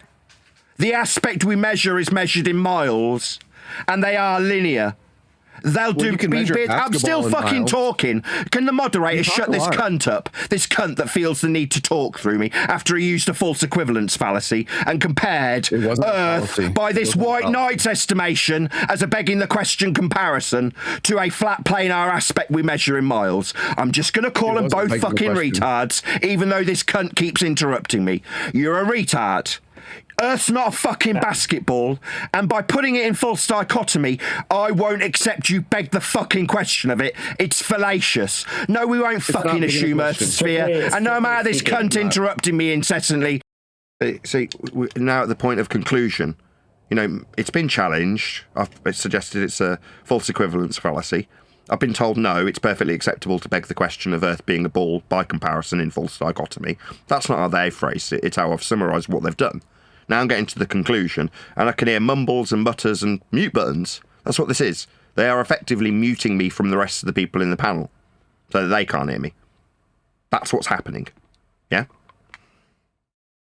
It's going to change me pointing out how you've used fallacious logic and fallacious reasoning to assume we're a fucking basketball. No, I haven't finished. I haven't finished. My bad. I'm taking apart your shite. It's difficult because a lot of cunts want to interrupt me. I can see Edabear, the cunt, hovering off his mute button like he's been invited to talk. No, I'm talking about the flat aspect we derive curve from. You mentioned aspect, fucktard, globe-believing spastic who used a fallacy in false dichotomy. Can someone shut Edabear up? I still haven't finished the sentence. Please, can you shut this cunt who's interrupting me now as I speak up so I can conclude the rebuttal to the false dichotomy and begging the question fallacy. No amount of Edabear the cunt and this 50... This guy, can you shut him up, moderator? I've had to try and get this out 5 times. I was interrupted talking to him by a white knight. Now another one of Edabear's accounts is interrupting. So we take turns here. This is an open forum here. Yeah, I haven't finished my statement about his begging the question. It was put to me that it was reasonable. That's again, Riggs. What a wanker. So I'm getting to the end of my statement. It's interrupted 5 times. And when the moderator pipes up, I put it to him that I've got an attempted sentence not fulfilled 5 times, and he's telling me we take it in turns here. What, like when I listened to the guy, asked him specifically, have you finished, before I responded. Held back when I thought he'd finished, but he hadn't. But I'm being told we take it in turns by Riggs, the guy who likes his own voice. Because he's very important, he runs a server. Yeah, we all got to know about how Riggs runs the show. When he does an absolutely shite job of actually taking control of the people, ruining the discussion. As they interrupt me 5 times, I'm being told that we take turns, when I'm in the middle of one that's been interrupted 5 15 times. Unreal. Yeah, you're biased, Riggs. to suggest Earth's sphericity by false comparison, and then it was suggested to be reasonable logic by a white knight who said that it's used for comparative purposes. Now it's the 6th attempt to unpack that. No, you got a couple of fucking retards who use fallacy. That's a false dichotomy begging the question. See how I'm still... See? Now, will Riggs open his dumb fuck mouth to tell that guy off like he just told me we take turns here? Will he? Will he fuck? Right? No. He wants to exercise his power because he feels inferior to me. So he only needs to check me, right? It's very telling, Riggs, yeah? Do you feel a bit inferior to me, you pindick little prick? Yes, obviously by your behaviour. You're demonstrating how inferior you feel. Sad. Sorry, this is when he's supposed to take authority and run his server properly and shut whoever's talking up until you're done. No, instead he's telling me, we take turns here. What, like the turn I offered the guy I'm responding to when I asked if he was finished? Yeah, he didn't get checked. No, the guy interrupting now won't get checked. No, but I will. Yeah? Why? Well, because Riggs feels inferior to me. Yeah, he needs to let me know that he's in charge. Nobody gives the tiniest of shits about your little server, Riggs. Nobody gives a flying fuck about you either. Yeah? You're just some little man who operates mute buttons. Yeah, the difference is you broadcast how you're muting people like it's of some administrative importance, that what you're doing with your mute button is heard. Me, I've already told you I don't need one. Yeah? I can hold my own with 20 people piling on me. You need to... Everybody, I'm in charge here. I do have control of the mute button. Right, Riggs? You pathetic little scrote. Still getting interrupted, moderator. No. See how it's the 7th attempt. Seventh attempt. Yeah, because I'm not getting the end of it. Yeah. Yeah, so that's the tactic. Interrupt 7 times and then say, oh, we're just hearing the same thing over and over again. That's their tactics. That's as good as they've got. Being told it's an open forum, we get to talk. Now I'm hearing someone else's fucking voice. You see, you guys need a mute button. I don't get to expand the rebuttal. No, I'm not going to let you. So we can wrap it up one more minute. You've had the opportunity to elaborate more points and give more clarity to your point, but you're just restating the position for the 8th time. You're not giving more clarity in any aspect whatsoever. He, by definition, could not have been using a fallacy because a fallacy is related to an argument. Him bringing up this point was not an argument. There was no argument that was made trying to compare a basketball to the Earth. I said argument. That's literally his argument. So this wanker says he's not trying to make an argument when he makes the argument of comparison, false in nature, of a basketball to an Earth. Yeah, that's an attempt to make an argument, you stupid clown. My God. Didn't I tell you they were going to deny it? Say again, Neil. Didn't I tell you they were going to deny it? What, deny that they're having an argument? No, denying that they're going to use the basketball as an analogy. That's why they're talking about measuring the basketball, because they're comparing it to Earth. And now he's saying he's not. Basketball, you dumb fuck retard! There was never an argument presented. Yeah, correct. Earth, that's correct. Yes, the one thing you said that's true. There is no... I'm responding! No, there's no argument. It's just I respond, he keeps talking. I wasn't finished. Nathan Oakley, do you love black people? So, did you hear the question? So what I got asked was, Nathan Oakley, do you like black people? That was the response. So 7 attempts to rebut this false dichotomy, begging the question, basketball comparison. Yeah? False equivalence fallacy. 7. Now I'm being asked, do you like black people? That's what we get. Yeah, that's non sequitur. Right. Well, it's an attempt to destroy my credibility. I'm broadcasting, right? This is now going out to an audience. What he wants to do is catch me in a social faux pas so he can penalise me socially for it. It's the lowest of the low, scummy tactics. That's what it is. Character assassination. Yes, character assassination. Totally ignore the 7 rebuttals, where by false comparison, false in nature, we are comparing, in a suggested to be argument, the assumption that Earth's spherical by comparison to a basketball. I've been told, no, we're not doing that. Do you like black people? Being measured flat as an aspect means there is no debate. There is no discussion, and having it suggested to be comparable to the measurement of a flat aspect is setting up a false dichotomy and is begging the question. Now, I've expanded on it, even though you've hand-waved my delicate phraseology when pointing out your use of begging the question. It is a begging the question, assuming one's outcome, to suggest the thing you're trying to prove. In this case, Earth's sphericity by comparison to a basketball.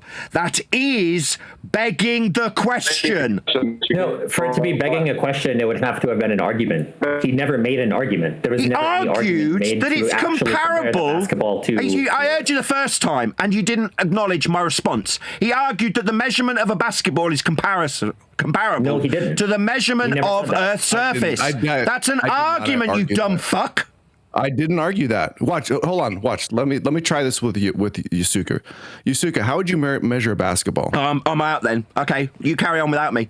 You bunch of fucking cowards. Oh, we don't. No. Stay, please. There's specific, Stutter for me! Not geography. Stutter for me. Geometrical mathematical equations that would be used to measure the basketball.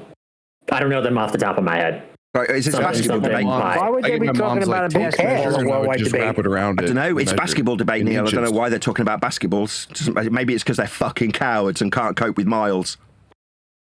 Because not all measurements are linear. Right, sorry, have you never seen the scale on a map? So someone said measurements of what miles aren't linear. Yeah, they are. Yeah, the point is, I'm just responding to the guy who just spoke to me. The guy said not all measurements are linear. I said miles are. If you're going to derive drop from them, like Jesse, the raped fucktard who seems to have gone very silent did, you'll need them to be linear because you're going to be deriving fucking drop from them. So miles are absolutely a flat earth linear measurement of distance. So I'd like an acknowledgement from the, spastic, that seemed to suggest there's an argument about linear measurements of maybe basketballs. We're not talking about measuring basketballs. We're measuring Earth's fucking surface. And you're deriving your belief in a curve from the flat mile measurements that are unequivocally flat. This is what happens, right? So my opener, the very first thing I said, probably about an hour before this point, was there's no debate. You will use flat miles and derive curve from them. That was my opener. Here we are. It's probably been 22 times that has been highlighted, but not once has anybody in this room acknowledged it. I've been told I'm role-playing, asked if I like black people, told by false equivalents that we could beg the question of Earth being a basketball. Every single one is a red herring away from my opener. Jesse will use flat measurements to derive curve from. And here we are, still being ignored, right? That's what's happening. And if they're not, you won't be deriving any fucking curve from them. That is the 20th time I've pointed out how you bunch of spastic globe believers unequivocally require Earth be measured flat. In linear, that's to the spastic who just spoke, miles. You are a flat Earth believer, though, aren't you? I wasn't talking to you. I was asking for an acknowledgement from the guy that said not all measurements are linear. I pointed out that miles are. I'd like a response from him and not somebody else. Miles Can you please mute linear, Edabear until I get a response from the guy who addressed me? Oh, it's not a free-for-all. Bro, we're trying to answer. The guy. I'll respond to that. As you are. We're trying to answer. He was talking to me. I'll respond to it. There's three people trying to talk to Nathan. Can we get a line going? Yeah, can I just speak to the one dumb fuck who said all miles aren't linear?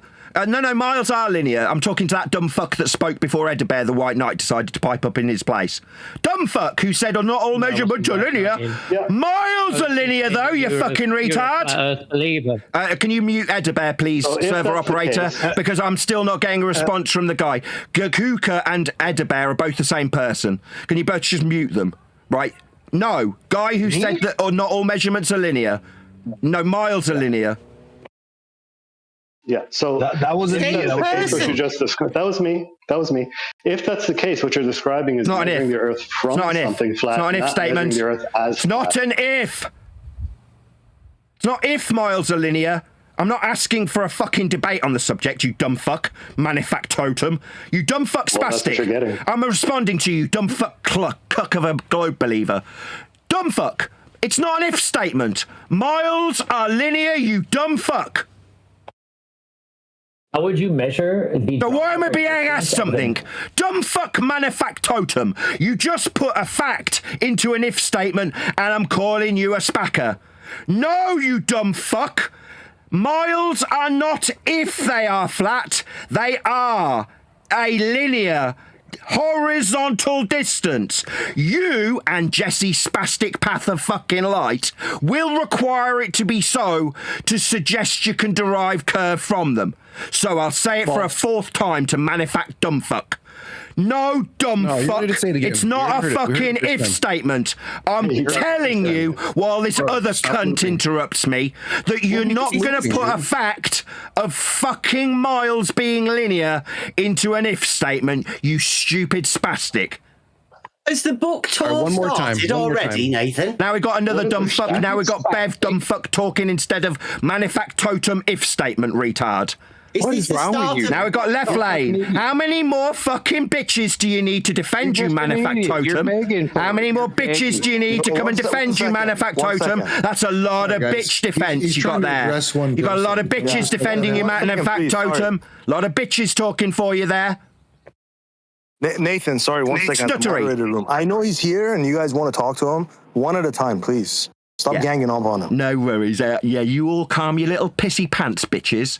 Manifactotum, you attempted to put a fact of statement with regard to linear miles into an if statement. And what I did was, bang, beat the living shit out of you metaphorically by saying, no, you fucking spastic. Miles are linear. You cannot derive drop from them linear in nature unless you admit that it cannot, under any circumstances, be put into an if statement. You have and have been called a fucking retard for it. Do you understand, you fucking retard, calling Miles an if they are flat? What? Yeah, you're just wrong, though. As evidenced by the other guy who said that you can measure a basketball with inches, and there's no meaningful distinction between inches or miles except the length, right? There's no difference in those units as to how they can measure something. No, miles are linear. Nope. But can you shut this spastic up? I'm talking to Manifactotum and I'm hearing nope from this guy who's speaking. Spastic who's speaking, stop. No, miles are linear, Manifactotum. Are you a fucking retard? Do you not know what a mile is? At the origin, they're not arc, they're linear. Yeah, I'm telling Manifactotum. He seems to want to challenge me on this. No, you're a spastic. Miles are linear. We are not using tape measures to derive millimetre accuracy in the perpendicular when we describe the topographical deviations from miles. Those are unequivocally perpendicular to a plane of reference with sea level and measured in linear miles, you fucking retard. A switchback road that climbs up a mountain is also measured in miles. Is that perfectly straight? It's derived from the perpendicular elevation from sea level. So perpendicular to a flat plane of reference then, a bit like the dumb fuck Jesse retard spastic also used. So the height, perpendicular to a plane, measured with an average at sea level, that's a flat earth prerequisite also. You dumb fuck globe cuck spastic using altitude measured. Say there's 50 again. Can you just fucking shut him up permanently, moderator? It's the 7th time he's interrupted this very discussion. He's a wanker. He's not helping me absolutely rate Manifactotum with the facts in the matter when you need them to be linear also when you derive curve functionality from them, like 8 inches per mile. That's a flat linear distance that you can only have horizontal and linear to derive curve from.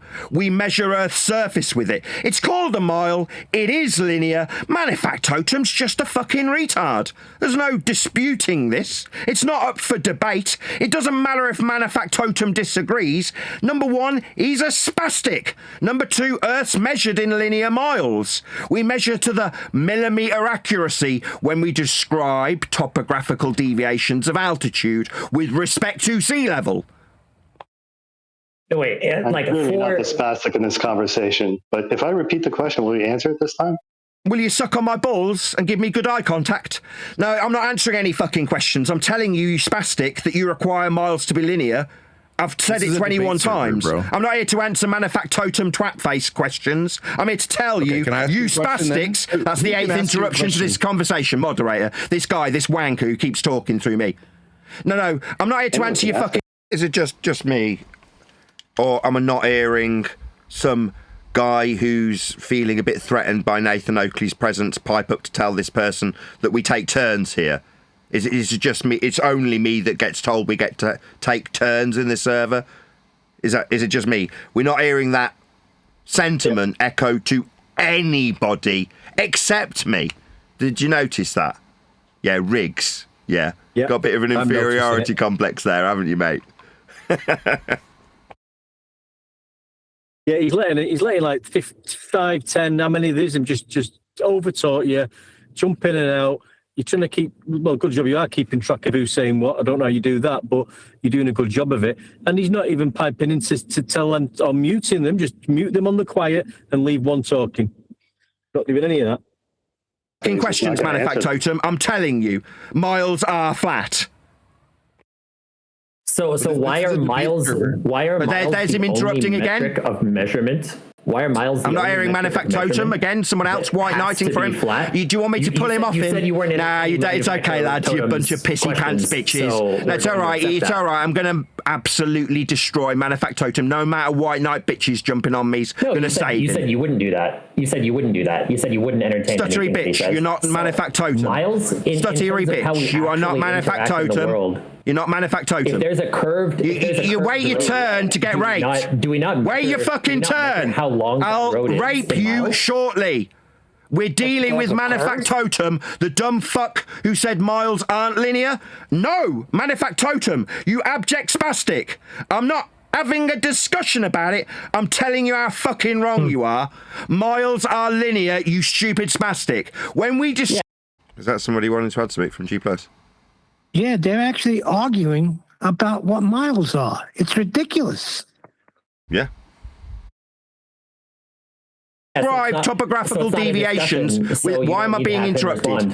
White Knights need to save you, Manufactotum. You can't cope with Nathan Oakley. You need everybody else to defend you like White Knight bitches. This is their mute button. Manufactotum needs a load of mute button users. I like your mute button, bitches. I'll try again without the bitches interrupting me. Manufactotum. So Yasuk, hi. May I? No, you may not. Right. You may not. Answer my questions. I'm not answering any questions. I've already told you that. Exactly. So if you're not going to engage with me, I'm not going to waste my breath. Oh, I am engaging with you. I am engaging with you. This is me engaging with you. Let his head against this. I am engaging with you. I'm telling you that miles are flat. That's not me answering any questions, though. It's me telling you. You don't seem to understand the distinction between being capable of asking me something when I say, no, I'm not answering any questions, and me engaging with you when I fucking tell you you're a stupid clown spastic when you say miles aren't linear, when we derive topographical deviations in the vertical perpendicular to them. Miles are absolutely linear, you fucking retard. Is that me asking you to ask me something? No, dumb fuck. I'm telling you as I engage with you, Manufactotum, aka the metaphor of you getting pinned down and raped by me when I tell you that miles are a flat earth measurement, linear in nature. That will require a bitch jumping on your behalf. Here's a bitch with a mute button jumping in on your behalf again. A little bitch. A pissy flat bitch that's going to defend you, Manufactotum. No, I am engaging with you. I'm destroying you with your own suggestions that we've got. What, non-linear miles? Oh, really? How non-linear are they? Will we describe them from some other concept to describe how non-linear they are? Oh, no, there isn't anything to describe them with respect to, as I get interrupted by the same cunt again for the 9th fucking time. Why is the moderator... Where's Riggs? Riggs, my man. Remember? Nathan, we all take turns here. What a fucking incompetent wanker the operator of this server is. You useless twat, Riggs. Did you feel necessary to tell me we take turns here? Well, here we are responding to you and your shit server that you can't keep control of. Oh, it's only the star of the show that needs telling that we take turns. Every other wanker in your shit server has got the capability of muting me incessantly. Oh, if I had control, I'd be getting blamed, wouldn't I? As I shut this man up with a mute button. But here we are with Riggs, the incompetent twat, with his little inferiority complex in his shitty little server that he can't keep control over. What's wrong, Riggs? Aren't you man enough to control these people like I'm doing? I mean, you felt the need to tell me that we all take turns, Nathan? Yeah, like the turn I gave him when I asked him if he was done. That doesn't seem to be afforded to me as a guest, a random guest, Riggs. Get a grip, Riggs. Yeah, you run a shit server. You've got no control. These people don't respect you. Yeah? The funny thing, Nathan, is their rebuttal is you keep saying the same thing because you're long-winded, but they keep responding the same way, so you have to say the same thing. They are so fucking incompetent that he's allowed this wanker to interrupt me 9 fucking times. I'm saying the same thing. I'm saying it live, as live. You can hear me in the server going, oh, right, the server moderator who's checked me a couple of times isn't piping up then. Yeah. And I'm saying it to the server. While I take the great pleasure in raping Manufactotum.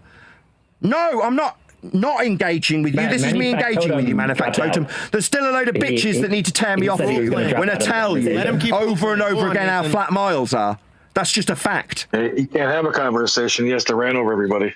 Yeah, so I've literally just been accused by some other random wanker that I'm running over everybody.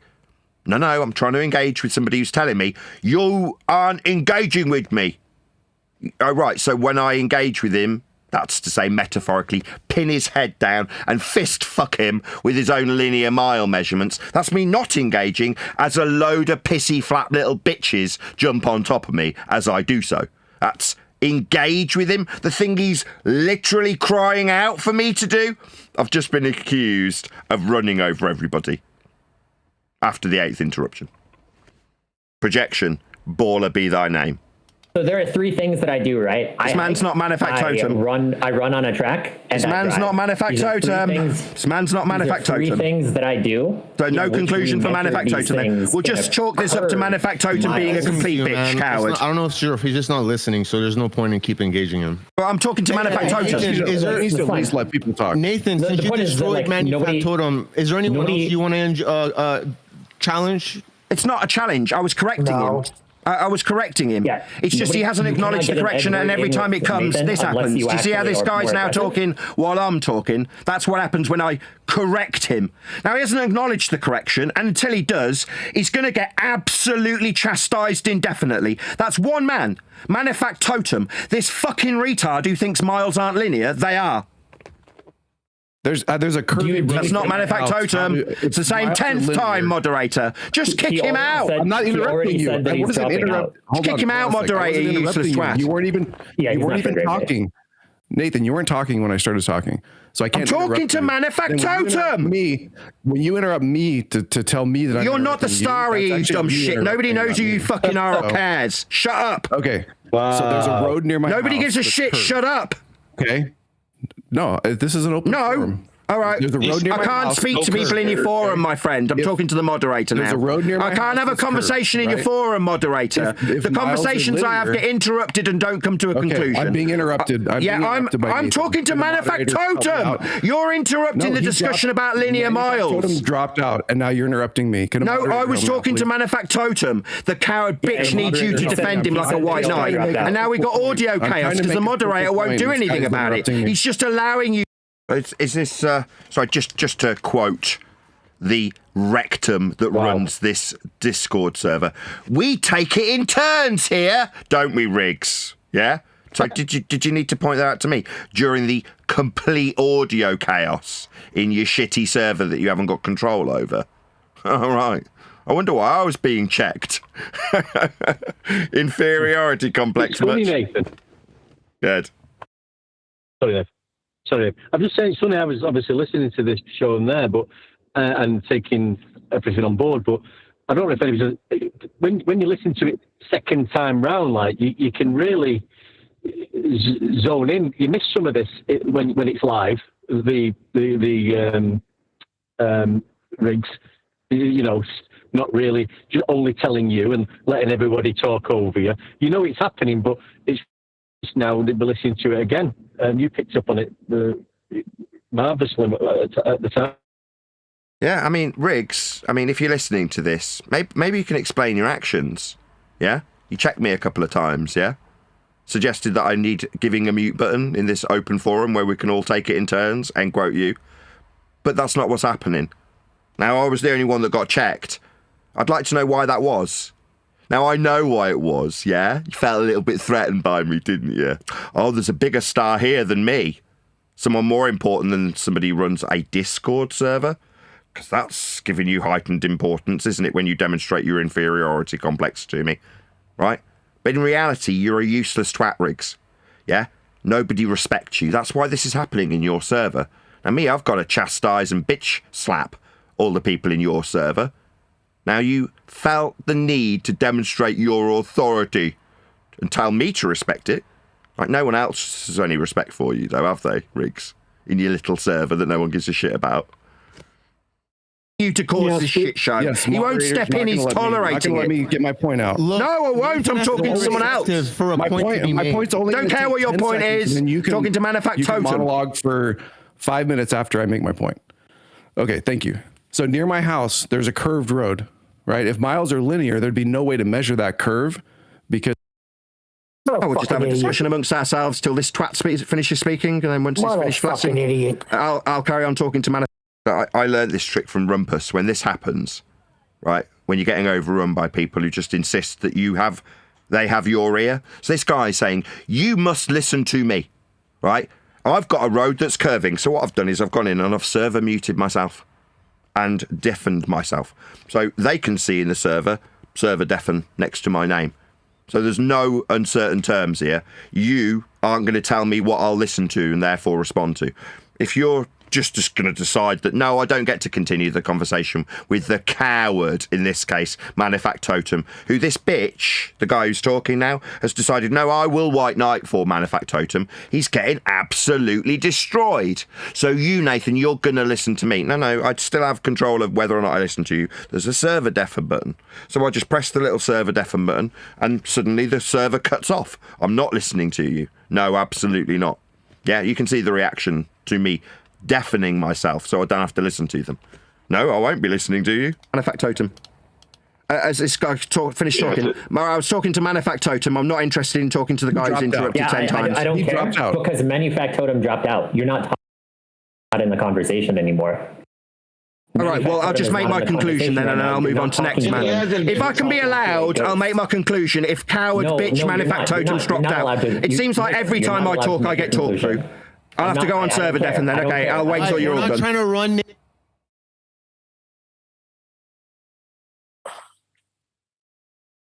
a joke what they're doing. He's running. Because the moment he doesn't want to... Welcome back, Nick.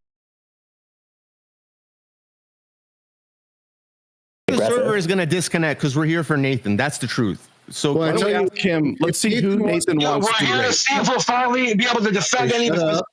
Your mic sucks my ass. If Nathan would like to participate using the proper functions, we have an event. Again, this is Riggs. Look, Nathan, everybody's interrupting you, and rather than me saying the same exact thing I've said to you, which is we take it in turns here, end quote, Riggs, he's now saying, look, I can give you a mute button, then we can blame you for this audio chaos. Yep. That's what he's doing.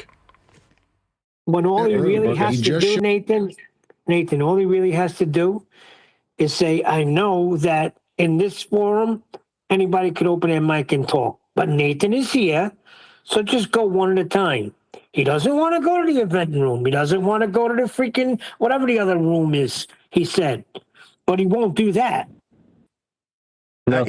He wants what he should have done in the beginning when Nathan's pointed out that, Earth will be measured flat in all instances and there's no debate and miles are linear, is get someone to respond to that. Exactly. Yes. Coliseum, that's the other room, the Coliseum. Exactly. So rather than taking heed, me saying, this is the 18th time I've said this. This is the 19th time I've said this. Am I going to get any acknowledgement to the 20th rendition? Everybody's piling on. Now the guy who I was talking to, that's Manufactotum, has run like a coward bitch in amidst the chaos. So there's audio chaos and he can skulk away without anybody noticing. What a pathetic little coward. So he doesn't have to acknowledge what I've said in excess of 20 times. No, we can be talking about how I should be moved to a room where I do have control over the mute button. So then I can be blamed. Yeah? No, it's all right. I'd rather the mod actually took charge like the pathetic cuck that Riggs is. The absolute ineptitude that it comes to running his own server and stopping audio chaos, getting points addressed. I know it's a free-for-all. No, we all take it in turns. Which is it? Yeah? Why are those points only ever being addressed to me? Yeah, I could keep saying Riggs feels a bit threatened by me. Same as all of them. Showed up. He's causing chaos. All right, so if you guys, I can move him up to the other room. We can do. Literally, Riggs just accused me of causing the chaos. That's what he just said. Yeah? I didn't hear that the first time. Wow. I did. He's saying, well, he can't get away with blaming me for muting everybody. So when everyone is opening their mics and there's a point-blank refusal for the person I'm having the discussion with to get a response out of them. No, that's not allowed. I'm being told we take it in turns. When everybody piles in to defend Manufactotum, who skulked away like a complete coward, I'm then being told, well, we can put you in a different room where you do have control of the mute button because you're causing the chaos. That's what's just been accused of me by Riggs, the owner of the oh-so-neutral server. Do it formally. We don't have to have this. He can do his show the way he wants to do it. Can you, this is a consideration, just drag everyone up there right now, and then Nathan can carry on. Yeah, let's just count. Nathan, can we just do that? We're just going to take you to the event room, and we can continue. Is that all right? All I want to do is make my conclusion. I'm not going to get to see, all I want to do is round out the point. Manufactotum has suggested that we can put Miles into an if statement. Yeah? Now with no chaos, and just you, my live audience, I can explain this. It's not like you didn't hear me attempting to explain it with a load of white knight cucks jumping on me and that apparently being my fault. I've caused the chaos. No. We've got a suggestion that miles aren't linear. They are. Now I've corrected somebody, and before they've managed to actually acknowledge the correction, a load of white knights have cucked for them and they've sloped off. AKA I've caused the chaos. Nah. But we could be listening to the server operator suggest that we move to a different room. What's wrong with this room? Oh, would you have to actually have authority over the people that won't listen to you, Riggs? Like no one's got any respect for you. Yeah? What do you like? All right, can I answer? I still want to know because still not getting. No, this man's talking for me, my friend. This man's talking for me. You spoke to me directly. Someone else's. I'm hearing someone else's voice, my friend. So I can't reply to you. I'm being asked, do I want mute privileges? I'm trying to answer, no, I'm all right, thanks. I can hold my own without mute button, I'm good. And what I'm hearing in the background is a guy go, do you love black people? Do you love black people? I want to ruin you socially. That's what we're hearing over the top of this. Yeah? He's directly addressed me. The moderator himself has addressed me directly by name. Accused me of causing the chaos. And then before I even respond, do you love black people is being muttered over and over again. Riggs, the incompetent twat that runs this server, hasn't said a fucking word. Maybe as a decent moderator, you might shut this guy up as you've specifically addressed me by name. Can I answer you? I've been trying to communicate to you. This is the proper room when you join, sir. You have. I can administer rooms. I run a Discord server. It's important we talk about which room we're in. No, it's all good. Yeah? Don't need to be in some other random room when all that's happened is somebody's sloped off. But now that's being dissolved by the moderator himself. Yeah? The facts in the matter. Now, Manufactotum denied our linear miles are. It's a flat earth prerequisite proof. And I've had to fight off about 7 people just in this clip, right? Have moderator privilege here. I want moderator privilege. I haven't asked for it. Well, look, as a content creator, this is a feature that you have here. You can run shows out of this room. Now we're having an argument about how I produce my shit from some twat who runs a Discord server. Now, I'm all right, Riggs. You know, what I needed was Manufactotum to actually respond to me, but you didn't do anything about the 7 people that interrupted and allowed him to skulk away unnoticed. Yeah? Now we're talking about which room you feel we should most appropriately be in. Really? Really? This is important, is it? Seen but not heard, right? Good moderators, you hardly ever even hear their voice. They just do their job and shut people up when they're inappropriately talking and interrupting the discourse. You're not doing that, though, are you? You're telling me that I need to produce my show differently, that I need to, as a creator, yeah, I'll decide how I create my shit, thanks, Riggs. Yeah? I'm good. And you can moderate it. I'm not running a live show. I'm just here talking to your guests. If you don't want me here, fine, I'll disappear. But I'm just here as a guest. That's it. Yeah. For all the people out there that want to moan that I'm not joining a neutral platform, the minute I get there, they want to put me in some position of authority so they can blame that when they get destroyed. And the fact that I'm like, I'm good.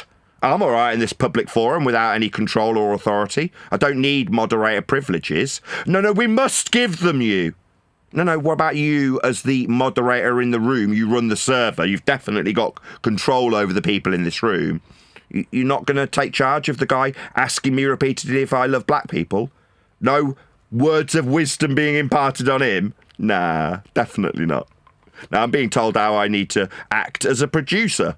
But as a guest, well, then I've asked one of your other guests. To how we run open forum. That's just how it is. You know, I'd prefer you're up here just because of the chaos that's ensuing. Oh, my bad. I didn't mean to cause chaos. It just, when somebody... Nathan, can I explain something to you? I could just respond to the guy that's just spoken to me first, if that's possible. I wonder if Riggs will address this guy and say, we just take it one at a time here. Is he going to talk to that guy? No, it's only me that has that subject. That's me. Only me. Is it okay that you shut up while I respond to him? Go ahead. All I wanted to do was get one person that I was speaking to at that moment to acknowledge how wrong he was. That's Manufactotum, who said specifically that miles aren't linear. Well, he's wrong. They are linear. We measure Earth flat in miles. Now, I'm trying to get to the conclusion, which is when you, globe believers, derive drop, you derive it from flat Earth measured distance. It was my opener. It was the first thing I said when I said, well, why do you want to talk to me to debate? There is no debate. You will use flat measurements and derive drop from them. Now, we've had Jesse Spastic of Lite do exactly that after 15 times of me pointing it out. And now we've had Manufactotum suggest, incorrectly, that miles are not linear. Now, I want to conclude, as I've now done, subsequent to me explaining it to you, that I am not here to answer any questions. I'm here as a guest. I'm just having fun. Don't need to run a show from some room. If all your panel get very triggered because they're all in desperate need to use flat miles to derive drop from them, that's not me causing chaos. You just measure Earth flat and don't like it. It's not my fault. It is your fault that you're dodging the question about whether or not you love black people. You're really afraid of that question, Nathan. See? The moderator was literally engaged in a back and forth conversation with me at this moment. Now there's a guy trying to racially and socially shame me with a gotcha question. Yep. Now, what's Riggs doing about this? Is he going to pipe up at all? Do we hear his voice saying, what are you doing? How disgraceful. This is a content producer, and you're going to ask him if he loves black people. Paint him into a racist corner that you want him to be in, so that you don't have to deal with the linear miles. No address to the summary. I'll just point that out as well. This is another red herring. Yeah, it's an attempt to discredit me socially, but it's also ultimately a red herring fallacy. I've just summarised the point. The first time in about 8 or 9 attempts where it's been concisely heard by the entire server. No, I opened about an hour and a half ago with there's no debate, you'll derive drop from linear flat Earth measured miles in distance terminology. That was my opener. Here we are with me explaining it again. Do you like black people? To the response, absolutely zero from the guy who runs the server. Why am I saying all this? It's because there's bias. Yeah? Not bias for me. That's absolutely not the case. Now, did it affect, despite the fact that the guy who runs the server is one rule for thee and one rule for the rest of them? No, definitely not. I mean, they can do whatever the fuck they like. One at a time, much, when I'm being asked about how I like black people in response to, no, miles are definitely linear. Jesse's derived curve from them. Yeah? Response, do you like black people? Checked by the mod? Much? Absolutely not. That was a perfect opportunity for him to do it as well, because we're not talking about racism or anything here. We're talking about flat Earth. And they're saying it's a globe. What the hell do you love black people have to do with it? And now that guy it really should get shows how much of a beta cuck you are. Now I'm getting called names. But he triggered you. And I'm getting called names. I say miles of flat. Answering that question, do you love black people? That's the fourth time a racial attack's been put towards me in an attempt to socially shame me. Yeah? It's an underhanded red herring away from the linear miles that I've just tried to squeeze out again. And I've been asked, before I got to the repetition of it, through the top of me, I'm hearing, do you like black people, for about the fourth or fifth time. Absolutely zero fucks given from the mod owner who's told me, we take it in turns here, what to ask about how I like black people. I love black people. I had a black girlfriend once that I was in love with. She was very lovely. What is your point? At one time, I loved a black woman. What of it? Is this a black woman loved about? I'm answering you. Hello, I'm answering you. I'm in the middle of the same fucking breath. Can you hear me, you dumb fuck cunt? Do I love black women? No, I've got a white wife. So no, I've got no black loves in my life at the moment. Is it by contrast to your hatred of them, you racist fuck? Did you hear my question? No, I love black people. I can admit that I love black people. You can't admit that you love black people. You said that you loved a black woman, but like that's like saying I have a black friend. Do you love black people? This is pathetic. I mean, so far you've been offered a basketball, a racing track. Now you're getting ad hominem attacks, and all you've said from the offset is that this isn't a debate. Earth's measured flat with linear miles. It's just racist shit. Yeah, who cares? So you can't admit that you love black people. You do realise I am half black. Just answer this. Just for my own benefit, we're at 1 hour 49 minutes. So we'll listen to 10 more minutes. So we're on the 2 hour mark in the video, and then we'll come back to it another day. This guy, you do realise I'm half black, right? I think what's racist is what happened in his mind, probably. You realise my dad was from Zambia? He was a teacher in Zambia. That's no bullshit. That's a fact. Do you know that? That just so the audience knows, sometimes I'm being sarcastic. That is actually true. That's not me being sarcastic in any way, shape, or form. That's absolutely true. Sit down and shut the fuck up, you stupid cunt. Do I love black people? So it should be really simple to say whether or not you love black people. I've answered you. I have an anecdote about my dad in Zambia. I don't know if I've ever given this anecdote about my dad and the nun. Have I ever told this story? Not sure, Nathan. About Victoria Falls? Victoria Falls story?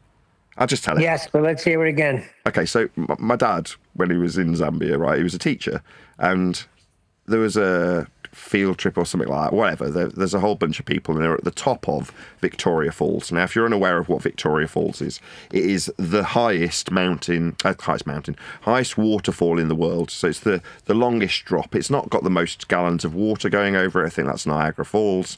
But in terms of the actual drop, measured perpendicular to a plane of reference, it's the highest, right? So it's a very dangerous waterfall.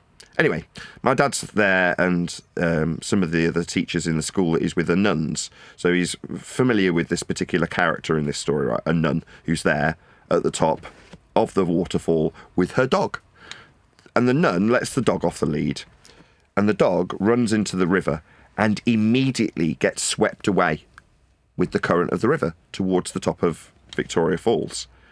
And my dad runs after the nun because she's about to jump in the river to save the dog. So you've got my dad wrestling with a nun to stop her from jumping into the water, and while he's wrestling with this nun, the dog goes over the edge and dies. And he had to reason with this nun, look, I'm wrestling with you to stop you going in to save the dog because you will die also. You will go over the falls trying to save the dog. There you go. There's my Victoria Falls anecdote from my dad. Are you sure that's higher than Kitesaw? I thought Victoria Falls was the tallest. I could be wrong. That's Where not the is most it? important Where bit of the is it? story. The nun wrestling is the bit that's the, the amusing bit. I know, but where is it? Is it in Venezuela, the one you're talking about? It's in Africa. My dad was a teacher in Zambia, but okay. I don't know exactly where, approximately speaking, Victoria Falls is with regards to where he used to work. But anyway, I thought that was a funny anecdote. Moreover, because it's just picturing a man wrestling with a nun. 3 different fucking ways, you stupid cunt. Anyways, Nathan, it's nice to have you here. Nice to see you. We look forward to hearing what all you have to share with us. I was asked if I wanted to debate by Jesse, and I said no, because there isn't a debate, because you'll derive sphericity from flat Earth measurements, drop, curve, as he suggested we should debate over. He asked if I debate over Earth curve. I said no, there isn't a debate. And then he's proceeded, in spite of me saying no, a lot of cucks in here don't seem to like taking no for an answer. I mean, that's fine. Fair enough. But then he got forced to the ground and raped with his own measurements of a height off surface level, sea level being the master reference measurement for the height of a mountain, parallel eye level, and distance in linear miles that you'll derive drop from. So Jesse, path of fucktard, derived flat Earth measurements 3 different ways. I mean, that's what's happened here. There is no debate. Earth's measured flat. We don't need the whole meta recap. Everybody was here. We heard it all. Oh, so you all understand how flat Earth is measured then here? Did you hear my question? Miles aren't flat. Miles aren't flat. Yes, they are. So, yes, they are there. We don't need a meta recap of the position that's absolutely fact in terms of how Jesse Path of Light has derived drop with respect to linear mile distance. No, there's no meta recap needed. Actually, miles aren't flat. That's what we've just had. Unbelievable. Do you want to look up what a mile is? I ran a mile in track events. I'll look it up right now. I ran a mile in track events. A track is a curved area. What a fucking idiot. Was I not running a mile event? How did you measure how much curve there was? Let's just extend this discussion a little further. How much curve was there? Was it derived with respect to a horizontal distance in miles by any chance? It's a track. You've seen like a. I was asking the guy that just told me that he had got a curved mile. I asked, how curved? How did we derive the drop over the distance? Will we need a linear distance mile? Is it just me or am I being interrupted? A different person answered. I repeat what the White Knight interrupted, and then I'm getting interrupted. Wow, that's fun. I was asked something about a track, and I asked, to the millimetre accuracy, can we survey and measure how much drop there is of the track? That was my question. Yeah, there is no drop because we're not measuring altitude, because it's all on the same like horizontal wavelength. It's purely like side to side curvature. And how much curvature is there? How do we describe and measure the curvature? That would be drop over distance, correct? There's no drop. Stuttery bit! So what he's actually doing is he's using a false equivalence fallacy. So instead of basketball, now he's got curved track. It's like we're arguing in a debate forum about the sphericity that's alleged by Jesse, who's derived drop from linear distance. Answer, we've got a horizontal plane and we can have a curved track measurement. It's like, that's a false equivalence then. So it's not comparable to your assumption of sphericity or the measurement of linear miles that's been appealed to by Jesse. It's just another false equivalence. He also started around the word flat plane. Yeah, he didn't want to say it. Is running on. Yeah, he didn't want to say it. He said it's all... What he's saying is there's no curvature of Earth derived like Jesse did from the flat linear miles. It's a flat plane with a curved track.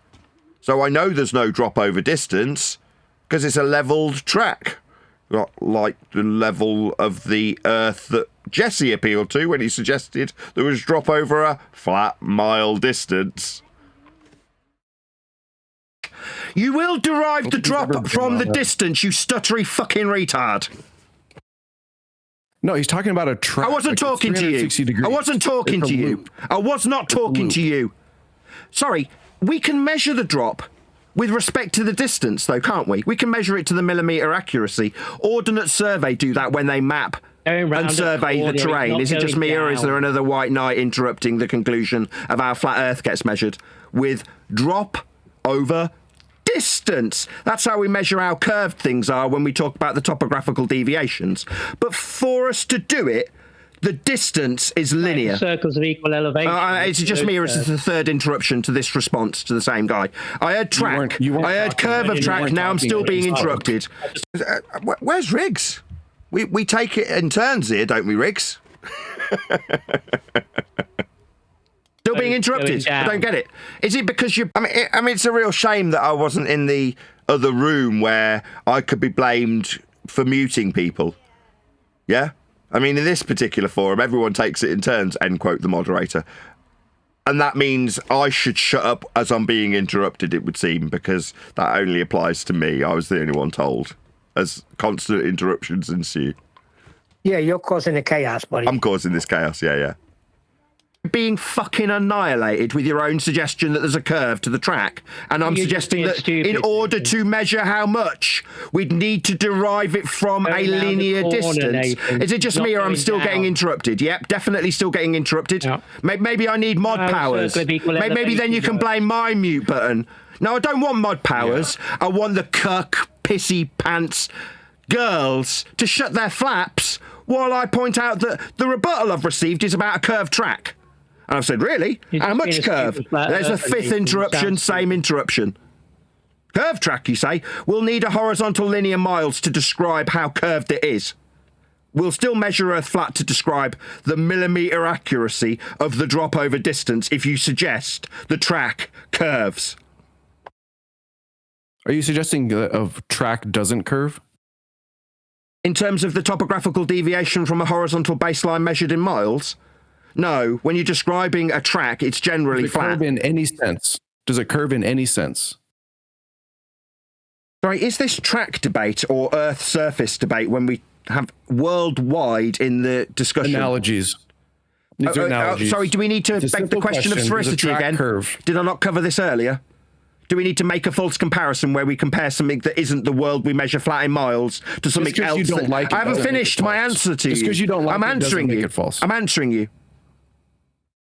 Yeah, it's the fifth attempt. No, when we make a false comparison to something the world isn't measured as, that's miles, linear distances, and when we describe curve with respect to the land and its measurements, they are derived from the linear miles that are measured. Level, linear, flat. That's how we describe topographical. That's the sixth interruption to my response to you. It just takes you a long time. It takes you a long time. Oh, my bad. Are you too fucking retarded that you can't cope for a few minutes? Again, where's the mod? Where's Riggs? We take it in turns here, unless, of course, it's me being interrupted 6 times. Then we don't take it in turns. Then it's perfectly legit for the moderator who's told me specifically that we take it in turns to allow 6 interruptions to a response to the very person interrupting. The guy that's asked for a response and I'm giving it. Explanation to your question, you fucking retard. Again, I'll just highlight, why are you saying this, Nathan? Is it that you don't like Riggs? No, on the contrary, I couldn't give a shit about him. Right? My point is that while I'm being told that I need to attend neutral platforms, they're never neutral. Yeah? This will be considered by our opponents on the ball side. There isn't an opponentry, there's just flat Earth measurements. That's kind of the point here. But when it's suggested that I should attend a neutral platform, this is what they mean, right? A platform where I can be continuously interrupted. Yeah? And when I repeat myself, because I've been continually interrupted, I get told, well, you're just repeating yourself. Things like that. That's what's tolerated on neutral platforms. Is this fair? Definitely not. For a start, it's me against about 30 people who are constantly interrupting. When one white knight goes down, another one jumps in. When that white knight has his points addressed with constant incessant interruption, I'll be told that I'm talking too much and causing the chaos. That's what neutral really means. And this is a useful demonstration of it. Even when there's literally a mod there to tell me off, it won't change how utterly biased the reality is. There's no neutral platforms. No one's treating me as a flat earther with respect and saying, oh, my bad, I'll just stop these 5 people interrupting you 20 times. That's never going to happen. There's no neutrality. It doesn't alter that I will beat the living fuck out of every one of you globe-believing spastics every time, regardless of how much bias you are afforded in these so-called neutral platforms. You're still all having your ass handed to you, aren't you? With every single advantage being offered to you, and every disadvantage that I should be playing by rules where I allow everyone to take it in turns. So I'm being told as I'm interrupted incessantly. Doesn't matter though, does it? I'm still winning. I see learning difficulties, ADHD, too fucking dumb to listen to an explanation that you've asked for a couple of seconds. What a fucking retard. Well, when you start looping, like when you start repeating yourself, then that's when my mind's like, okay, let's move this. Somebody put to me that we could make a comparison to the curve of a track. You don't have to say it 4 times. No, I was responding to something you'd put to me. Could we compare it?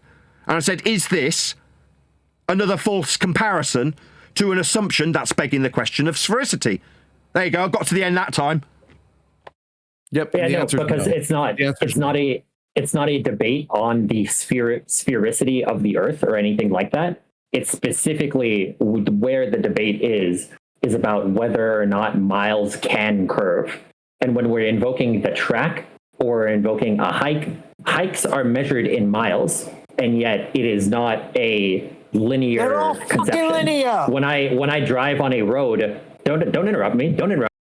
But Neil interrupted because this guy has just said heights that are absolutely unequivocally linear distance measurements. You don't have bent heights.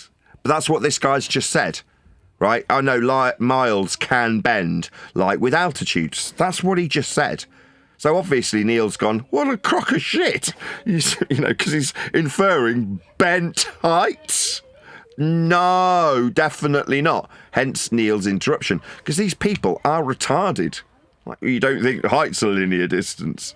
Okay. Well, he was right. There isn't a debate about Earth curve. Yeah, he was right that there's no debate. Nathan Oakley, you beta cuck retard. So when we measure miles on a road, the road is always curving, yet we are still measuring it in miles. Yeah, so these people, they think that we acquire the measurements that we get for the scales on maps with tachometers. That's essentially his argument. Oh, I can get a distance from a tacho. Yeah, that's how we map the world. When I'm running a track, I'm constantly turning left, and I'm turning left, and then rotating around the track. So now we've got measurements from a pedometer on a track. 4 different times. I'm never changing an elevation whatsoever. But even though I'm staying on my horizontal baseline, I'm still... One further point. Notice how I am not interrupting this guy. He's getting to make his point. Now I've actually got his attention and pulled all the white knights aside. He's not being interrupted by me. He's getting to make his point, you'll notice. A one at a time thing that I'm being held to. Curving using miles as my metric. When I go around the track 4 times, 400 meters each, I have done a mile. And that is an example of how we use miles that curve. What a fucking idiot. When we actually exist in the real world with hiking, with driving, with running track, these are examples of how we actually use miles that have nothing to do with the drop over distance or how you would measure the sphericity or lack of sphericity of the Earth. All we're measuring is whether or not a mile can curve. See, that's how he wants the debate to go. Either the sphericity or the lack of sphericity. What's that? You're a flat earther? You need to argue for the lack of sphericity. And I will argue for the sphericity using linear mile measurements as I make a false equivalence comparison to a track or basketball. Good. Yeah. saying 2 seconds ago, he said he wasn't, the conversation wasn't about severity of Earth, it was just about miles. Yeah. And these are examples of how miles can curve and how we actually use those in real life. Maybe you've never ran track in your life. You don't really seem that active. That might be the case. Maybe you've never done a hike in your life. He's made his point. Yeah, my track miles bend. That's his point, right? I've heard it. Now I'm getting a string of ad homs attached to the end of it. Maybe you've never run track. Maybe you've never done this. I don't know if you have a driver's license. If you don't have a driver's license, then maybe you've never driven on a curved road. You done? So, maybe these things aren't things that you've ever actually had experience with. This is the I trick, understand. so you don't but get now to the you answer. have a perspective. Now you have an understanding from somebody that does do these things. So hopefully you can correct yourself. I've now got an understanding from someone who's used a pedometer and tachometer. That's what he's suggesting. So we measure Earth with a tacho. In the future. Okay, thanks. When we're describing miles on a map with the scale, does that have a describable deviation on the scale of a map when it has miles specifically attributed to the as the crow flies distances over the ground without any topographical deviations? Do you think that the scale on a map is curving or linear? I can say that is linear. Sure, I can say I don't know. Stuttery little fucking retard! How my fucking balls taste. That's right. The miles that we measure the Earth with to accurately describe it with a map. It's all right. I'm just going to fucking rape you now with your own fucking linear miles on the scale of a map. When we're describing the topography of the land in distance as the crow flies, as measured for the accuracy in linear fucking miles. That's right. Did you hear him, you bunch of spastics? It's fucking linear. I wonder what the reaction to this will be. So I've been told by 3 different people up to this point, no, miles can bend. Now we've got a measurement structure for mapping and distance in miles. That's to say the actual Earth measurement, not basketball measurement, not track and field measurement, but Earth's surface measurement in miles. Just to make that absolutely clear, in case you hadn't picked up on it from the discussion itself, they've been using false equivalents to try and steer away from how flat Earth is measured in miles. Now I'm going to guess that this is the 30th time I've put this to this panel. And now, for the first time in about 30 attempts, we've got the concession. Oh yeah, I mean miles when it comes to Earth's surface that's been measured for the maps. That's linear. Yeah, it is, yeah. It's the same linear miles that would have been appealed to originally by Jesse when he said we've got a curve describable from the miles. That was my opener. That's right, Earth's measured flat in miles, as per the scales on the maps that have been measured with respect to Earth's surface, and it is linear, flat, and horizontal. That's how we measure distance of the Earth, not of a fucking wank track used in false equivalents, like on the maps that are, quote, linear, end quote, fucktard. That's right, Earth's measured flat in linear miles. Okay. Yeah, I don't think there's anybody. A while ago, you said, look up what a mile. Right, we're going to pause there at the 2-hour mark on this particular video. I'm happy to stay live for another 5 or 10 minutes if anybody wants to react, because I've done most of the reacting. If not, I'll round out in a moment. Well, there's a couple of things I wanted to go into the chat for. Good. Okay, one of them is Set to West. He says, after all this shit show at Worldwide Debate, Nathan still doesn't realize all lines are linear with length, and even if a path is piecewise straight, it won't imply a straight path in total.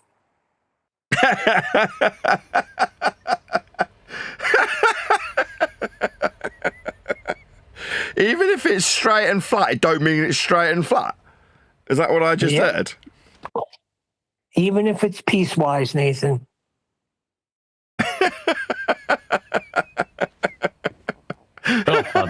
this is where we're at.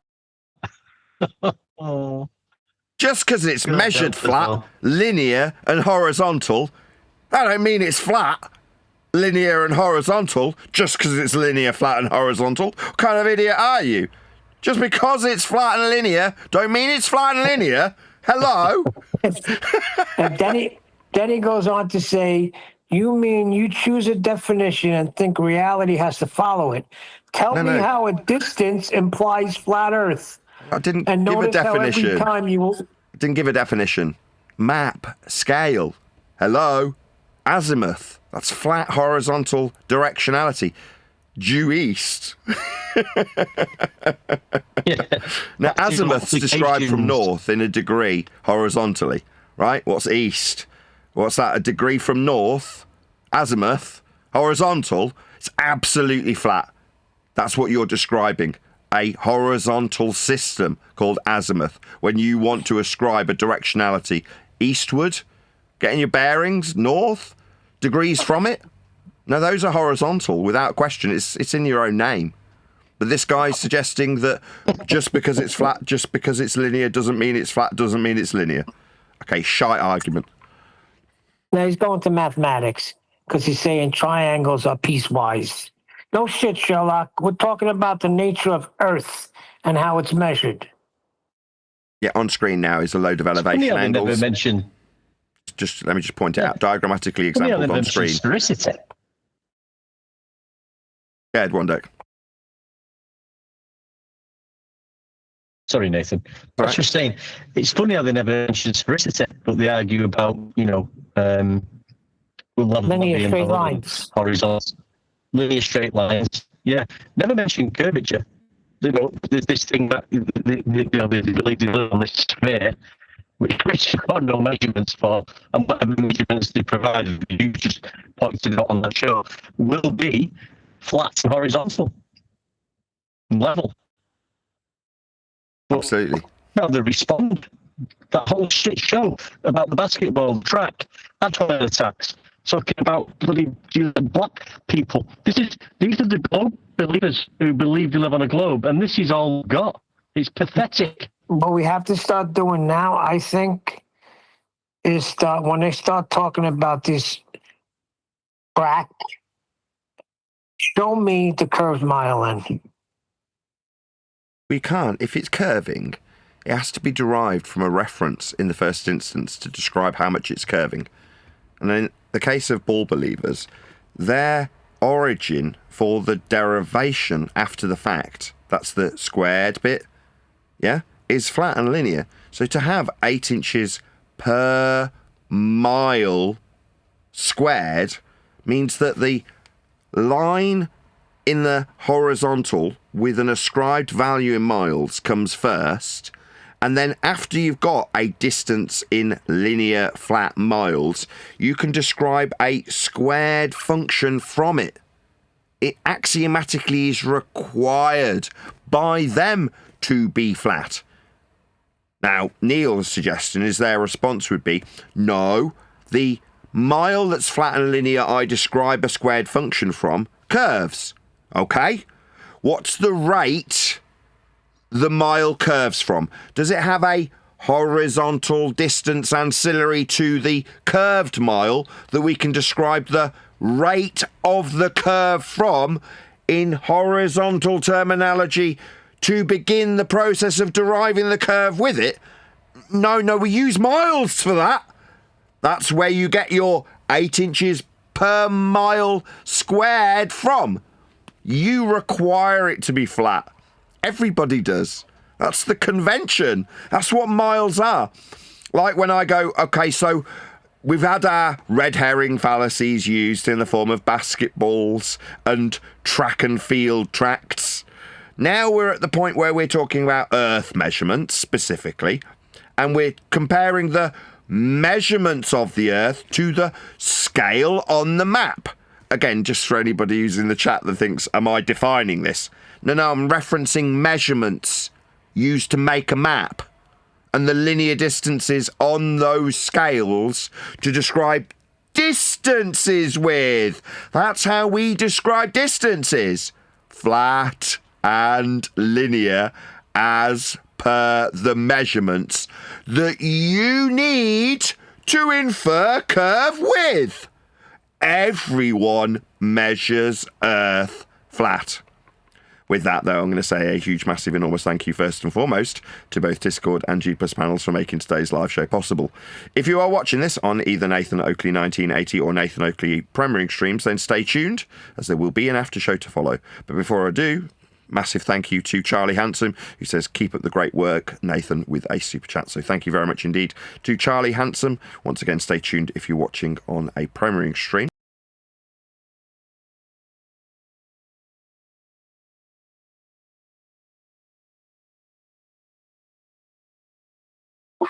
Listen to the message he sent me.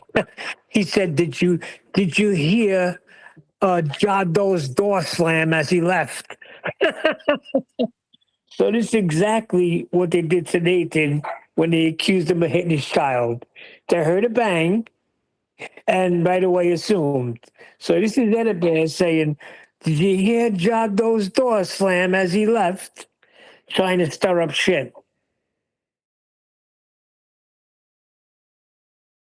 Yes, indeedy. I didn't hear a door slam. And anyway, you told Jado that it was going to be abrasive language, correct? Yeah, I pre-warned him. His response being, I might have to disappear then if it's too offensive for my wife's ears. And who wouldn't want to protect their wife from such foul language? Don't blame him. Well, he started out by saying, John Doe, he was at QE's. So he's trying to stir up shit, you know? Indeed. And they were unbanned, so they could have came in and spoke to you at any time today, yet they continue sending messages. The messages before, we're banned. We can't come in there and straighten Nathan out. He only will do it when there's a crowd of people and he interrupts somebody. That's the only time Edit Bear will speak. You heard it live. Well, listen to our debate. You heard every time he was piping up.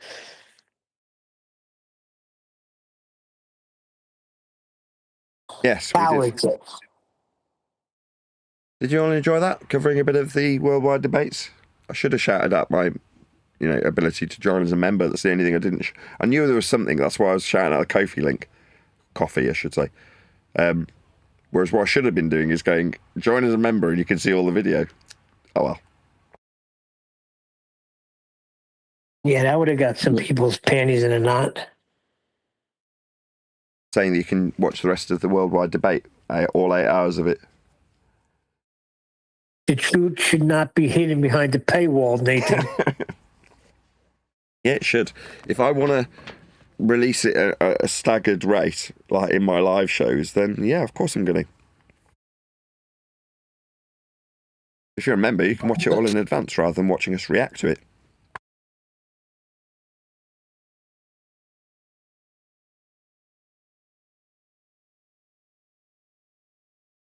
I think it comes out to 8.9 cents a day. I could be wrong. Oh, it says to be a member? Yeah. What is it, like $1.99 a month? Something like that. I think that's the lowest tier, but everyone gets the same. It doesn't matter what tier you're on. Right. Because I used to like playing the game when people bought memberships to try and get a free one. And then finally, I forgot who sent me some money and I put it in and now it just automatically takes it out. So I got to make sure at least I have $1.99 in my Cash App. I'm very grateful to all of the people who've joined as members. Thank you very much. But I'll tell you what, It's pretty telling about Riggs. I recognized that he had some bias, but I said, he's probably that shit show he's constantly running over there, so he's got to put up with a lot. But it was obvious listening back. First of all, he first piped up when science came in. And you remember a little back and forth with him with science. That was one thing I noticed. And then I noticed that he wasn't interrupting to stop the guy when he brought up race. And then the third one, of course, is that you were causing the freaking problem. Yeah,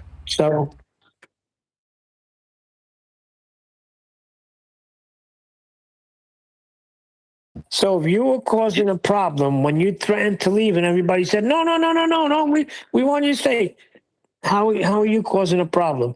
It sounds like you were the star attraction there. Everybody was there. They wanted to talk to you.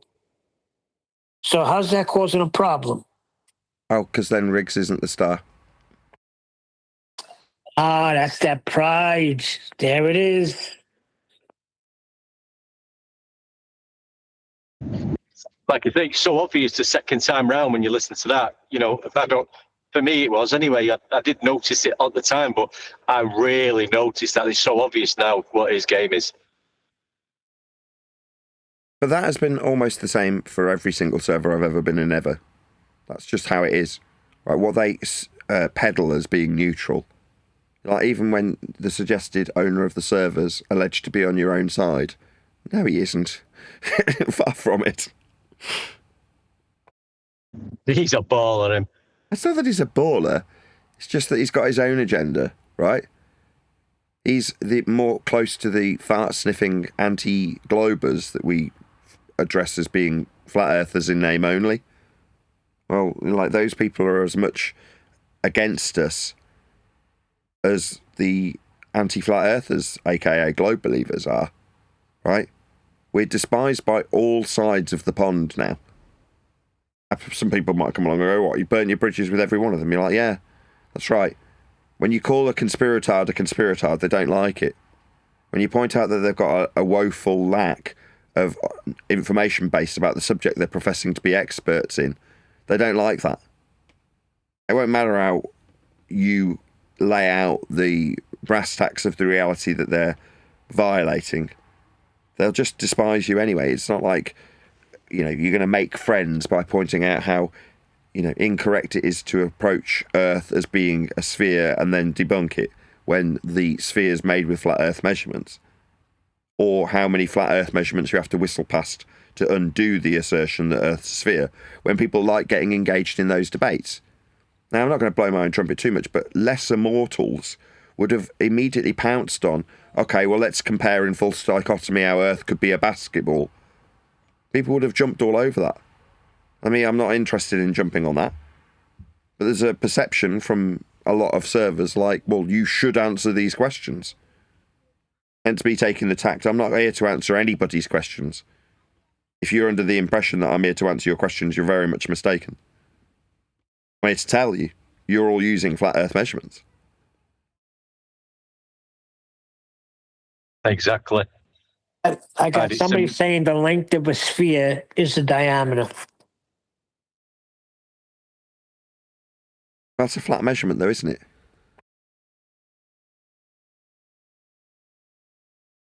All measurements have to be flat and linear. Right. I think what they do now, they just talk absolute nonsense in the hope that it's just going to wind you up because it sounds so pathetic. I mean, that's all. That's what they must be doing. It can't be any other reason for it.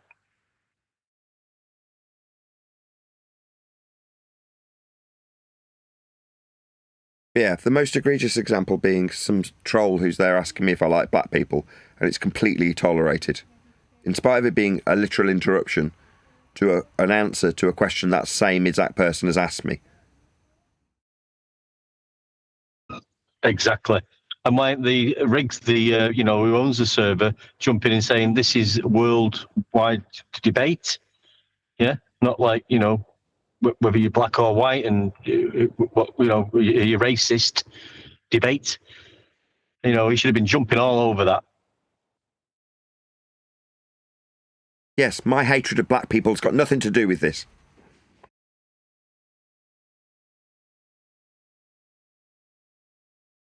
That was pure projection, I'm sure you know. That guy is the racist. Yeah. Well, or maybe not. He's just decided that might be a thread he can tug to paint me as a racist. And that's what he's aiming for. Oh, right, so saying you're in love with a black woman at one time, well, I can extrapolate that to mean that you dislike the rest of the black community now. So I can paint you as a racist. Like, literally, this is only here as a woke social shaming exercise. That's all it was. Yeah, but just him saying, I could say it, I love black people. I have a problem with that. When you're right out saying it, then there's something with you. Why are you even thinking about it, first of all? Right? It's not Probably true. because of what happened at 24/7. I take these things literally. Someone says love. I know what love means, right? I love my wife. I love my kids. I love my sister. I love my brother. I love my mother. That's a love that I hold for people close to me. Is there any black people on that list? No. So what he wants me to say is I don't have any love for any black people at the moment. That's what he wants to say, because that could be spun into, so you don't love black people. Like, what? Sorry, no. No, I don't love any Spanish people either. Right, there aren't any Mongolians that I currently are in love with either. It means nothing. So what you're saying is, like, let's just say, hypothetically, you were not homeschooling your kids, right? And you both had to go out to work, and you hired a nanny, and she happened to be black. And throughout the years, you got to know her. She actually lives in your house now, cooks, cleans, you pay her a good salary. She winds up getting close to her, and you could actually love this nanny because she takes care of your kids so well, right? But at the time, there's nobody in that in your life. So I understand what you're saying. Right. So you can't just say I love black people. But it's got nothing to do with black people. It's just people. The nanny. Right. Right. Well, the nanny could be Spanish. She could be Mongolian. She could be black. Yeah. Wouldn't matter. Like, if I was interviewing a nanny, what I'd care about is, are they a good nanny? Not, are they a particular skin tone? Who cares? Right, I understand. But my point is you can grow to love somebody through the years. And then there is somebody that you could say, well, I have a nanny who happens to be black. And yes, we love her. She takes care of our kids great. Nathan, could you love your nanny if she was a mantis? A praying mantis. No, alien mantis. If I had a Nordic nanny. But look what we're talking about. You know, that's this. Do you like black people? What does that have to do with flat Earth, right? Exactly. Well, they couldn't respond to Nathan's original, not quotes. What was it, Nathan? You know, statement of fact. The quote is, "The darker the berry, the flatter the baseline." Nathan was stating facts one day. Yes. Yeah. He told them it isn't a debate, and he made a statement of fact, and it wasn't addressed ever. I mean, what does that tell you? Telling me that Nathan causes chaos wherever he goes. He's the problem. I know. Turns each Nathan. I mean, I am a problem for ballers. That's true. Well, it's becoming apparent ballers are problems to the self. Isn't it? Because they will use flat Earth measurements for you. They will describe how Earth's measured flat. So they are their own problem. Their, dream world. But they won't use Eratosthenes anymore. They won't use Al-Biruni anymore. No. How sad. Yep.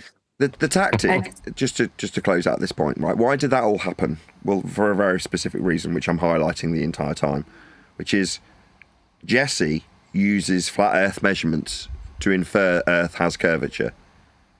Now, after his assertion, the opener to my gambit in that particular forum, literally it was the opener, the very first thing I said, you will derive sphericity from flat linear mile measurements, Jesse. Therefore, no debate, right? That point wasn't addressed 25 times. So there's enough distance between the fact that a baller has used flat Earth measurements to infer sphericity after the fact by calculation, in this case, squared functionality derived from flat measurements. But by the time it's actually reached the point of somebody saying, okay, after we've told you no miles can curve, after we've given a false equivalent with a basketball, after we've tried to paint you into a racist corner, after we've used a track that's also level to the track, that's what we got. now we can concede, okay, now you finally got us to the point where, yes, on a map that's actual Earth measurements, that's linear, like Jesse used, but without the like Jesse used bit. Because by then it's been a good half an hour since he's made the claim. So there's a detachment from the original assertion that this baller, challenging me to debate him about Earth curve, has used flat Earth measurements immediately. But now there's a nice chunky section of, are you racist? Can we measure basketballs? Can we measure tracks? There's enough guff between the conclusion of, well, yeah, miles are linear when we're measuring Earth with them, like Jesse in his derivation. That can be detached from the original point.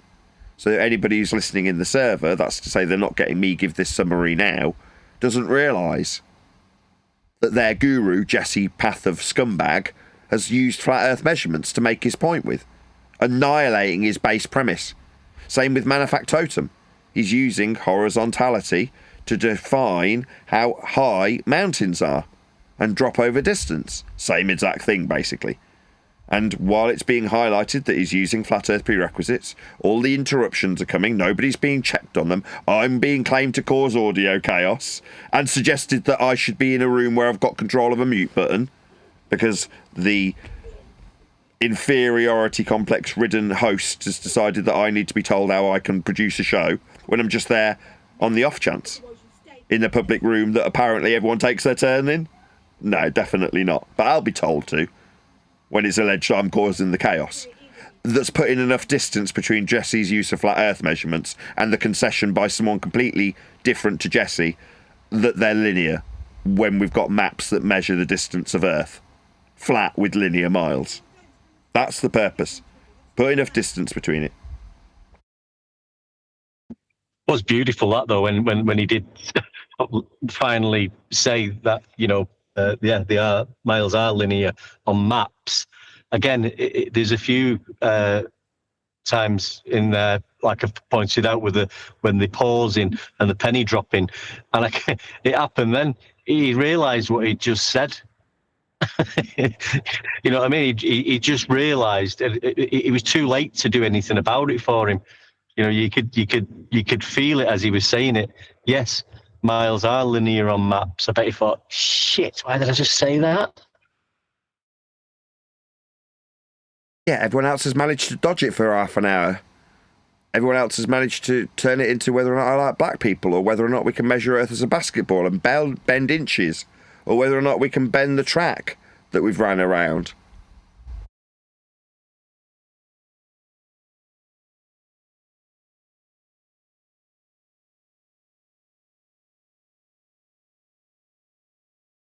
It's just one big exercise to dodge the reality that they're all measuring Earth flat.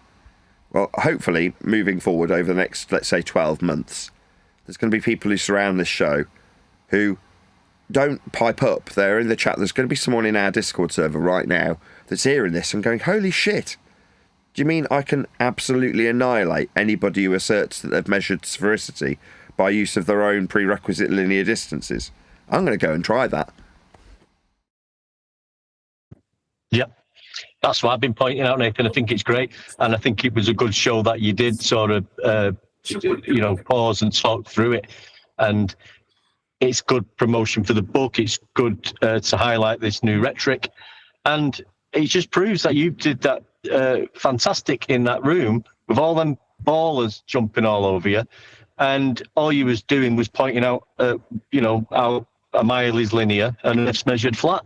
You will require it that way to then go on and say you live on a ball, because your ball requires flat Earth elevation angle measurements in all instances. Actually, there was a couple of people that said, no, it's not, but never said anything else after that. They just said, nuh-uh. Yeah, no, miles aren't flat, really. So the ones that are deriving curved functionality from them at a rate of 8 inches per the mile squared, or the drop over the distance. Nathan, how did we miss that? That's one of the first things I heard in flat Earth was 8 inches per mile squared. How the freak did we not put that together back then? I have no idea. It was positioned that way from Earth curve calculators, Beg the question immediately, all outputs are curve, and then nobody notices that all inputs to the mathematics are flat. I don't know how we missed it. Well, it's called an Earth curve calculator, not an Earth curve measurer. Brian knew like 2 weeks before Flat Earth took off, so. Oh, yeah, I think you were being defended yesterday, Nathan. Unreal.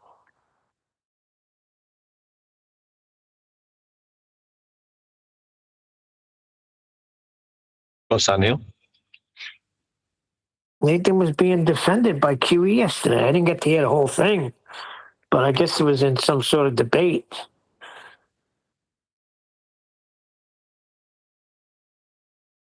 What debate? I think they were going over some debate Nathan was having with somebody, and of course they were just being assholes. And I found QE defending Nathan. It was a little strange there. You know there is no debate, right? I don't think everybody knows that. Well, they do. There's no arguments to be had. Yeah, but they still want to debate the topic. Right, that's the get at. Well, it's not an argument, but we still want to debate it. That's why they were so excited when Nathan was in worldwide debate. But it's not debatable. And that's what Nathan said right from the beginning. No, I won't debate you, but I'll tell you how Earth is flat just by using miles. Yeah, we're not going to tell you how it's not a sphere. Why we see too far. We're telling you it's flat. It's not an argument, not a debate. That's how it's measured from sea level. Sorry, I mean I sea see level. too far.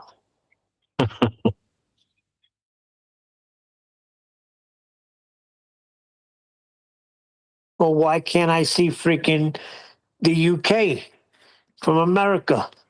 It's obvious that it goes, it's because it goes over a curve.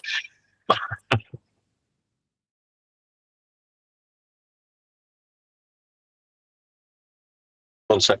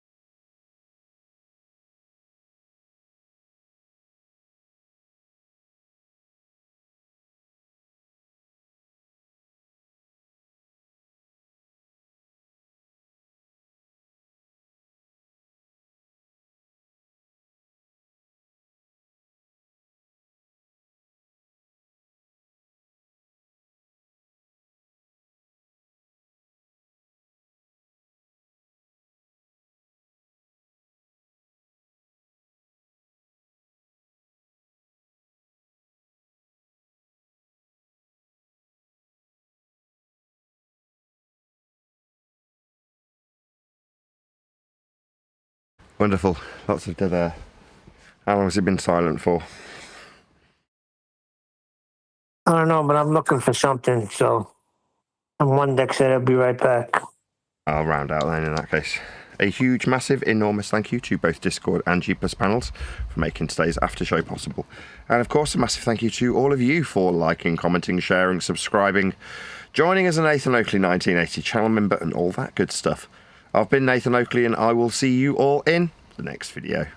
But when you measure it flat, it contradicts that. I'm spitting flat facts and that. And I know you don't like that. Google Maps is flat, it presents elevation profiles like that. I'm a spitting flat earth king. Sentence has a ring, doing my own thing. If earth was a big roast chicken, factually finger licking chicken. We just got the measurements missing. I'm spitting eggs and begs, begging the question lesson. I've said it before, time after time. I'm the spitting flat earth king of rhyme.